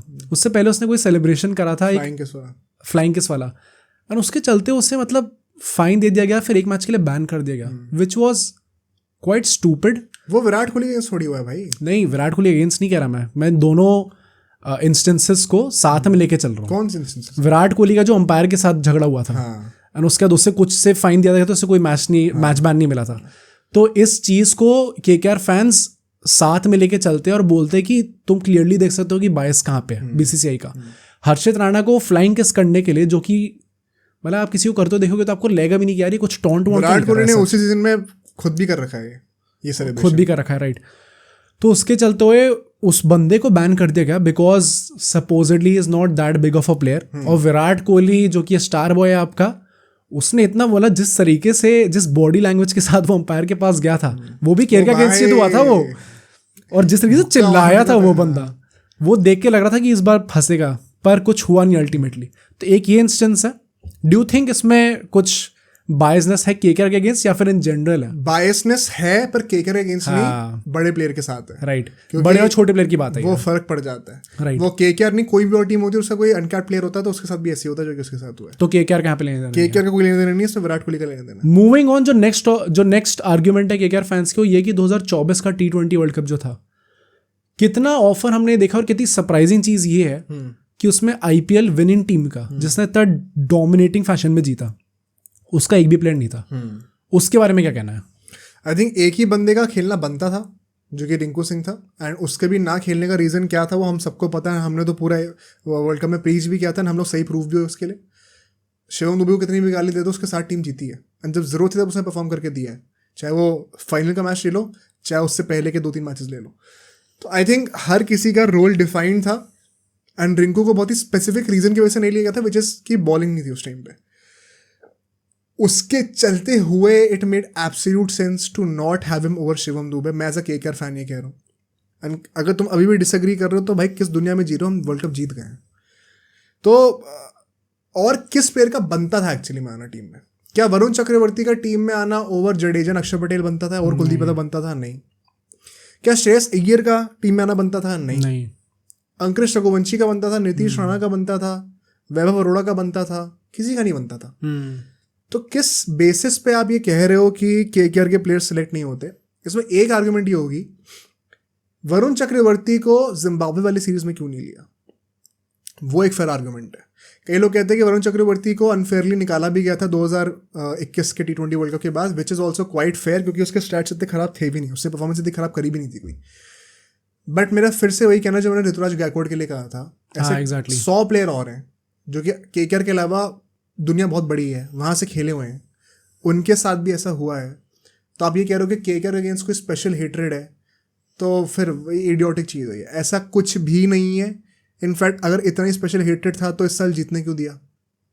तो कर देते कॉन्स्पिरेसी को। अगर इतनी कॉन्स्पिरेसी अलाउड है तो फिर कॉन्स्पिरेसी का वो बैरोमीटर रुकता कहाँ पे, और ये कौन डिसाइड करता है, तुम और हम में? फिर तो मैं खींच के भी बोलूंगा कि फिर ये लोग जिता भी क्यों रहे केकेआर को? KKR third most successful franchise of all time क्यों है? फिर उसमें क्या बीसीसीआई इन्फ्लुएंस नहीं कर सकती? तुम्हें ऐसा लगता है? अगर ये कॉन्स्पिरेसी सच है तो वो भी सच हो सकती है। बहुत सिंपल आर्गुमेंट है। एंड जो लास्ट आई थिंक वो रिसेंटली बन के आई है, जब इंडियन टीम के सारे कोचेस जो थे वो केकेआर से ले लिए गए, एंड देन ऑब्वियसली इंडिया के कोचेस बना दिए गए, जिसके चलते हुए केकेआर जो यहाँ पर टीम थी, मेगा ऑक्शन भी हो रहा है अब। तो एज हमने कुछ पॉडकास्ट पहले भी डिस्कस करा था कि केकेआर इज द टीम जिसने सबसे ज़्यादा खोया है। ऑक्शन स्टार्ट भी नहीं और ऑलरेडी वो सबसे ज़्यादा खो चुके हैं। सो इसके चलते हुए नेचुरली जो सिर्फ केकेआर फैंस हैं, जो कि शायद इंडियन टीम के उतने सपोर्ट में नहीं है, कि अपने क्लब को ज़्यादा सपोर्ट करते हैं, वो काफ़ी गुस्सा है इस चीज़ से, एंड काफ़ी नाराज़ है इस चीज़ को लेके कि उनकी टीम को बहुत ज़्यादा वीक कर दिया गया है। क्योंकि 10 साल बाद फाइनली ऐसा लग रहा था कि केकेआर का वो टाइम आ गया, क्योंकि बाकी जो दोनों मेन फ्रेंचाइजीज हैं, सीएसके और मुंबई, वो दोनों इस टाइम पर थोड़ी वीक लग रही है। फिर से घटिया आर्गुमेंट है। क्यों है? ये उल्टा है भाई। आपको खुश होना चाहिए कि केकेआर को इतना एक्नॉलेज करा गया, कि केकेआर के मेंटोर को इतना एक्नॉलेजमेंट मिला कि भाई आपके काम के आती है, केकेआर की चांदी लग गई यार, आप इंडिया में आके क्यों नहीं सर्व करते हो? गंभीर ने खुद कहा ये चीज़ यार, कि ये तो बहुत बड़ा ऑनर है और मेरे काम को एक्नॉलेज किया जा रहा है। तो इससे बड़ा कॉम्प्लीमेंट केकेआर के लिए क्या हो सकता है? कि आपकी सक्सेस को देखिए बीसीसीआई इतना इंस्पायर हुई कि उन्होंने कहा भाई आप अपने रिसोर्सेज हमारे साथ शेयर करिए, कंट्री को जिताते हैं आकर। उल्टा तब होता कि भाई टीम बड़ी सक्सेसफुल है और उस टीम का जो कोच है उसको इंडिया का कोच बनने का चांस नहीं मिल रहा, कि उसके वर्क को इग्नोर करा जा रहा है। यहाँ तो एकदम उल्टा हुआ है। आपको तारीफ करनी चाहिए। जो फैंस है वो बेसिक इस आर्गुमेंट को रखते हुए बहुत बेसिक चीज़ ये भूल जाते हैं। अगर आप ये आर्गुमेंट रख रहे हो तो उसका मतलब ये है कि आप केकेआर और इंडिया को अलग रख रहे हो। केकेआर इंडिया के अंदर है, तो इससे उठ के लोग इंडियन टीम में जाएंगे। दैट इज अ प्रमोशन, ये एक स्टेपिंग स्टोन है। सिर्फ केकेआर की बात नहीं, आईपीएल की हर एक चीज, हर एक फ्रेंचाइज पर्पस से यही होना चाहिए कि आप इंडियन टीम को कैसे बेटर बनाएं। पूरी लीग का पर्पस यही है कि आप इंडियन टीम को आगे कैसे बढ़ाया जाए। सो अपने क्लब को और अपनी कंट्री को अलग मत समझो, वो दोनों सेम चीज का पार्ट है। वो 2 महीने के लिए आप किसी एक चीज को सपोर्ट करो, उसके चक्कर में ये मत भूल जाओ कि बाकी 10 महीने के लिए आप किसको सपोर्ट करते हो। तो बहुत सिंपल सी ये चीज थी जो मैं रखना चाहता था केकेआर के लिए। मतलब दो पॉइंट्स लोग यूजुअली कमेंट में बोलेंगे इसके लिए जो हमसे डिसएग्री करेंगे। पहली बात तो कि तुम सच्चे केकेआर फैन नहीं हो, तो मेरे से बड़ा कोई फैन नहीं, क्योंकि मैं 2008 के पहले मैच से देख रहा हूँ। मेरे से पहले से तुम नहीं देख सकते, उससे पहले केकेआर थी नहीं। सेकंड बात ये कि भाई अगर आप ये चीज को फिर भी आप अगेंस्ट हो तो फिर आप काइंड ऑफ एंटी नेशनल हो टू सर्टेन एक्सटेंट। आप कंट्री का इंटरेस्ट पहले रखो, किसी भी सिटी और स्टेट से पहले। तो ये 2 पॉइंट्स हैं। अगर इसके अलावा कोई आर्ग्यूमेंट होगा तो आके कमेंट करना, वरना वो सब कुछ मतलब वो किस कैटेगरी कमेंट होने वाला है मुझे पहले से ही पता है। हाँ, मूविंग ऑन, जो हमारे फाइनल कॉन्स्पिरेसी थ्योरी है, एंड अगर हम कॉन्स्पिरेसी थ्योरी बना रहे हैं और हम लोग वर्ल्ड कप फाइनल को ना मेंशन करें तो ये कैसे हो सकता है। ये कमेंट जो है हमारे subscriber, one of the first subscribers सार्थक ने दिया था। BCCI tampered with the 19th November pitch on purpose to make Australia win, because if India wins everything then interest of other countries to watch would decrease. Basically 19 November Australia against जो हमारा final था 2023 world cup का, उसकी pitch जो है BCCI ने जान के खराब करी थी ताकि इंडिया वो हार जाए, क्योंकि अगर इंडिया जीत जाती तो बाकी कंट्रीज का जो इंटरेस्ट था क्रिकेट देखने में वो कम हो जाता। और भाई मतलब ये सबसे इजी आई वुड से कॉन्स्पिरेसी थ्योरी यही थी, क्योंकि इसमें आप सर्च भी कर लोगे ना तो आपको कुछ मिलेगा ही नहीं कि भाई क्या एग्जैक्टली देख के बोला जाए। प्रॉब्ली बस एक वो कमेंट मिल सकता है मोहम्मद कैफ का, विच इज नहीं, तो वो अलग है। I don't think this conspiracy is true firstly, क्योंकि इसमें मुझे लगता है कॉन्स्पिरेसी थ्योरी के नाम पे थोड़ा ज्यादा ही दिमाग लगा दिया। हाँ, इसको थोड़ा पहले रोक लेते ना अगर, तो ये सच हो सकता है एक्चुअली में। विच इज कि BCCI ने पिच को चेंज करा है ताकि इंडिया जीत जाए। हाँ, वो ऑस्ट्रेलिया वाला एंगल लाना उसके लिए बहुत दिमाग लगा दिया, उतना जरूरत नहीं थी। ऑस्ट्रेलिया जीत जाए फिर इसलिए जीत जाए क्योंकि बाकी कंट्रीज का इंटरेस्ट रहना चाहिए। मतलब सुनने में तो बहुत वेल थॉट आउट लग रहा है, बट इतना मुझे लगता नहीं इतना सच है। जो असली सच हो सकता है वो ये है कि BCCI ने पिच को टैम्पर तो करा है, एंड टैम्पर कोई गलत वर्ड नहीं है इस सेंस में, मतलब बेसिकली पिच को बनाया इस तरीके से गया कि इंडिया वो फाइनल जीते। एंड मुझे लगता है ये काफ़ी हद तक शायद सच हो सकता है। आज से ऑलमोस्ट 1 साल पहले की बात हो चुकी है। अब अगर मैं रेट्रोस्पेक्टिव देखूँ तो उस टाइम पे भी काफ़ी लोगों ने कहा था, मैं फॉर्मली डिसएग्री करता था, मुझे याद है। बट अगर मोहम्मद कैफ जैसा बंदा है जो कि वहाँ पे सामने पीछे खड़े होकर रिपोर्टिंग करता था, अगर उसने ये बात कही है तो कुछ तो सच होगा भाई। मतलब मैं यहाँ बैठे बैठे कैसे बोल दूँ कि मैं उसकी बात को बिल्कुल डिसरिगार्ड कर दूंगा।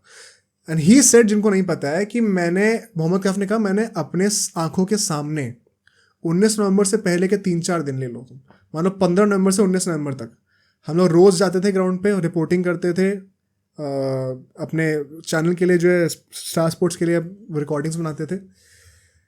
अपने सामने आंखों के सामने मैंने पिच का कलर चेंज होते हुए देखा है। एंड उसका मतलब बेसिकली ये था कि पिच को थोड़ा ऑल्टर कराया जा रहा है या बनाया इस तरीके से जा रहा है ताकि इंडिया को फेवर कराया जाए। दैट अल्टीमेटली क्या हुआ कि इंडिया ही उस पिच को सही तरीके से रीड नहीं कर पाई। जहाँ पे चेस करना चाहिए था वहाँ पे उनको लगा पहले बैटिंग करनी चाहिए, एंड वो अपना मतलब उल्टे मुंह गिर गए वहाँ पे। बहुत बड़ा आर्गुमेंट ये भी रहता है कि इंडिया को ये सब करने की ज़रूरत थी नहीं, जितना अच्छा वो खेल रहे थे। एक बैटिंग विकेट होती तो ऑटोमेटिकली जीत जाते।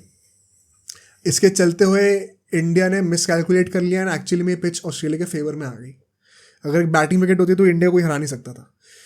तो ये कॉन्स्पिरेसी आई थिंक उस एक्सटेंट तक थोड़ी सच हो सकती है कि BCCI ने थोड़ा बहुत शायद पिच को उस तरीके से बनाया होगा कि होम कंट्री को एडवांटेज मिले, which is once again I would not be surprise, because ये हर वर्ल्ड कप में होता है। मैं यही कहने वाला था कि इसमें पहले तो कुछ गलत नहीं है कि इनने ये चीज करी, क्योंकि मुझे नहीं पता सही और गलत क्या है। मैं बस ये कह रहा हूँ कि अगर ये गलत भी तो सब करते हैं भाई, आई थिंक। पर अगर नहीं, क्योंकि ICC के अंडर होती है पिचेस ना, पर हर वर्ल्ड कप में होता है बेसिकली। होम जिस घर में वर्ल्ड कप कराया जाता है वही कंट्री क्यों जीतती है? इसलिए तो जीतती है क्योंकि उन्हें एक अनसेड एडवांटेज मिलता है। नहीं, कहाँ जीतती है? इंडिया ही तो हारी अभी। उससे पहले इंग्लैंड जीत गई। अभी 3 वर्ल्ड ऑस्ट्रेलिया में। हाँ, मतलब 2010-2011 के बाद से काफ़ी डेटा है हमारे पास इस चीज़ को लेकर। सो आई थिंक ये चीज़ जो होम एडवांटेज वाली चीज़ है, क्यों लोग इतना कॉन्फिडेंट थे पहले से ही कि इंडिया के तो बहुत तगड़े चांसेस है अब, क्योंकि ऑब्वियसली टीम ने अच्छा ही परफॉर्म बहुत अच्छा कर दिया। बट इंडिया में हो रहा है और ट्रैजेक्टरी यही थी कि अपने घर में तो जीतेगी भाई, क्योंकि अपने टाइप की पिचेस मिलेंगी, अपने जो आपकी स्ट्रेंथ है उसके बेसिस पे पिचेस बनाई जाएंगी, जो कि मतलब पिच तो इतना बड़ा फैक्टर है क्रिकेट के अंदर कि आप कितना भी कह लो कम पड़ेगा वो। सो पहले तो आई डोंट थिंक इसमें कुछ गलत था, क्योंकि ये हर कंट्री करती है और होम एडवांटेज का मतलब ही यही है। सेकेंडली जो ये है कि पिच टैम्पर करी थी नहीं करी थी, आई जेन्युइनली थिंक अगर मोहम्मद कैफ कह रहा है तो डेफिनेटली करा होगा। एंड इसमें अगेन मैं वही कहूँगा कुछ गलत नहीं है। बट जो लोग ये कहते हैं ना कि अगर आपने विश्वास करा हो तो अपने आप पे तो आप जीत जाते, मैं यही कहूँगा कि ये सब चीज़ें ना रेट्रोस्पेक्टिव उसमें कह सकते हो कि भाई हाँ यार हमने बैक करा होता तो हम लोग शायद जीत जाते उस पिच पे। अगर वर्ल्ड कप फाइनल से एक दिन पहले कोई बंदा ये मुझे बता रहा है कि बीसीसीआई पिच ऑल्टर कर रही है ताकि इंडिया जीत जाए, मैं कहूँगा कर दो भाई प्लीज।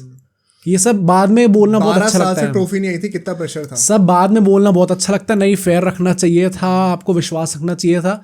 अगर कोई चीज़ आप अपने फेवर में कर सकते हो, जो कि हर कोई करता है हर वर्ल्ड कप में, तो वर्ल्ड कप फाइनल से पहले 100 के 100 लोग बोल रहे होते कि हम प्लीज कर दो यार, पर वो काम नहीं करा ultimately. It was just, I think, जो हम लोग खुद रीड नहीं कर पाए, वो काफी एम्बैरेसिंग सिचुएशन भी है, क्योंकि पैट कमिंस जैसे बंदे ने आके कर लिया, ऑस्ट्रेलिया ने आके कर लिया, हम जिनने पिच बनाई है, जिसने पिच चेंज करी है, वो खुद रीड नहीं कर पाए, तो बहुत एम्बैरेसिंग सिचुएशन भी है। बट पॉइंट इज कि आई डोंट थिंक इसमें कुछ गलत था। बट वो मैं तो ये नहीं मानता कि कुछ गलत है, सही था। मुझे लगता है शायद हो सकता है गलत भी हो, पर वही है, अगर सब कर रहे हैं तो मतलब ये ऐसा नहीं कि स्पेशल ट्रीटमेंट भी मिल रहा है, पर ऐसे भी सकता है कि सब जो कर रहे हो गलत भी हो। बट कॉन्स्पिरेसी वही, एज यू सेड, अगर वो आधे उस पर रुक जाती, सार्थक यार अगर आधे पर रोक देता तो ये चीज़ ठीक रहती। आई थिंक वो जब वो इतना ज़्यादा दिमाग लगा दिया उसके चक्कर में, पता नहीं कौन कौन सी चीजें। मेन बात ये है ना कि इंडिया जानबूझ के हार जाता कि ऑस्ट्रेलिया जीत जाए और बाकी कंट्रीज का इंटरेस्ट बना रहे। ये तो पिछले 12 साल से चल ही रहा था। 10-11-12 साल से तो चल ही रहा था। अभी ये बात हो गई थी कि जो आधी पॉपुलेशन है क्रिकेटर्स की वो इंडियन है, उनको तो इंटरेस्ट में रख लो, वरना वही चले जाएंगे। राइट, तो आई थिंक वो ज्यादा इंपॉर्टेंट है, वरना आधी पॉपुलेशन खत्म हो जाएगी क्रिकेट। सो आई थिंक ये भी पार्शियली ट्रू है, बट पार्शियली नहीं है। सो ऑन दैट नोट इस पॉडकास्ट को एंड करते हैं। एंड अगेन मैं यही कहूँगा यार, मतलब जो भी हम ऐसे टाइमलेस टॉपिक्स बनाते हैं उसमें हर बार यही कहता हूँ, स्पेसिफिकली जो अनपॉपुलर ओपिनियंस होते हैं, कॉन्स्पिरेसी थ्योरीज ना हो, कि ये सब ढूंढने काफ़ी डिफिकल्ट होते हैं नेट पे। सो हमारा काम थोड़ा आसान करिए, और कमेंट्स में आपको जो जो लगते हैं कॉन्स्पिरेसी थ्योरीज जो कि हमें नेक्स्ट पॉडकास्ट के लिए करनी चाहिए, क्योंकि उसकी भी लिस्ट काफ़ी बढ़िया है, हमारे पास अभी 3-4 ही आए हैं अभी तक, तो वो भी हमें कमेंट्स में ज़रूर बताना भाई, हमारा काम थोड़ा आसान हो जाएगा। क्योंकि अब गोइंग फॉरवर्ड जो ऐसे टाइप के कंटेंट पीसेस हैं उनकी फ्रीक्वेंसी थोड़ी बढ़ने वाली है। राइट, एंड काफी चेंजेस आने वाले हैं धीरे धीरे करके, छोटे छोटे चेंजेस धीरे धीरे करके कंटेंट में आने वाले हैं। एंड इस वीडियो को अगर आपको पसंद आई तो जरूर लाइक करिएगा, चैनल को सब्सक्राइब करिएगा, अपने दोस्तों में शेयर करिए चैनल, और जो नेक्स्ट वीडियो होनी चाहिए, नेक्स्ट वीडियो से पहले बता दूं, जो अगली वीडियो होगी फ्राइडे को, एंड अब से फ्राइडेज को जो वीडियो आया करेंगी उसमें भी काफी कुछ चेंजेस होने वाले थोड़े थोड़े। राइट, तो थोड़ा नया टाइप का कंटेंट भी हम लोग ट्राई कर रहे हैं, उसको भी जरूर देखिएगा। मतलब हाईली रिकमेंड करूंगा कि आप वेट करें फ्राइडे के पॉडकास्ट के लिए, एंड फ्राइडे ऑनवर्ड्स जितनी फ्राइडेज आया करेंगे होपफुली। देखते कब तक हम लोग एक चेंजेस इम्प्लीमेंट कर पाते हैं। क्या मैं बोल रहा हूँ एग्जैक्टली भी समझ में आएगा नहीं, जब देखोगे तो समझ में आएगा। बट हाँ, जो अगला पॉडकास्ट आपको फिलहाल हमारे इस चैनल से जरूर देखना चाहिए, वो आपको उस साइड मुहूर्त के नीचे दिख जाएगा, उसको भी जाकर देखिए और हमें कमेंट करके जरूर बताइए वहाँ पर कि आपको पॉडकास्ट कैसा लगा।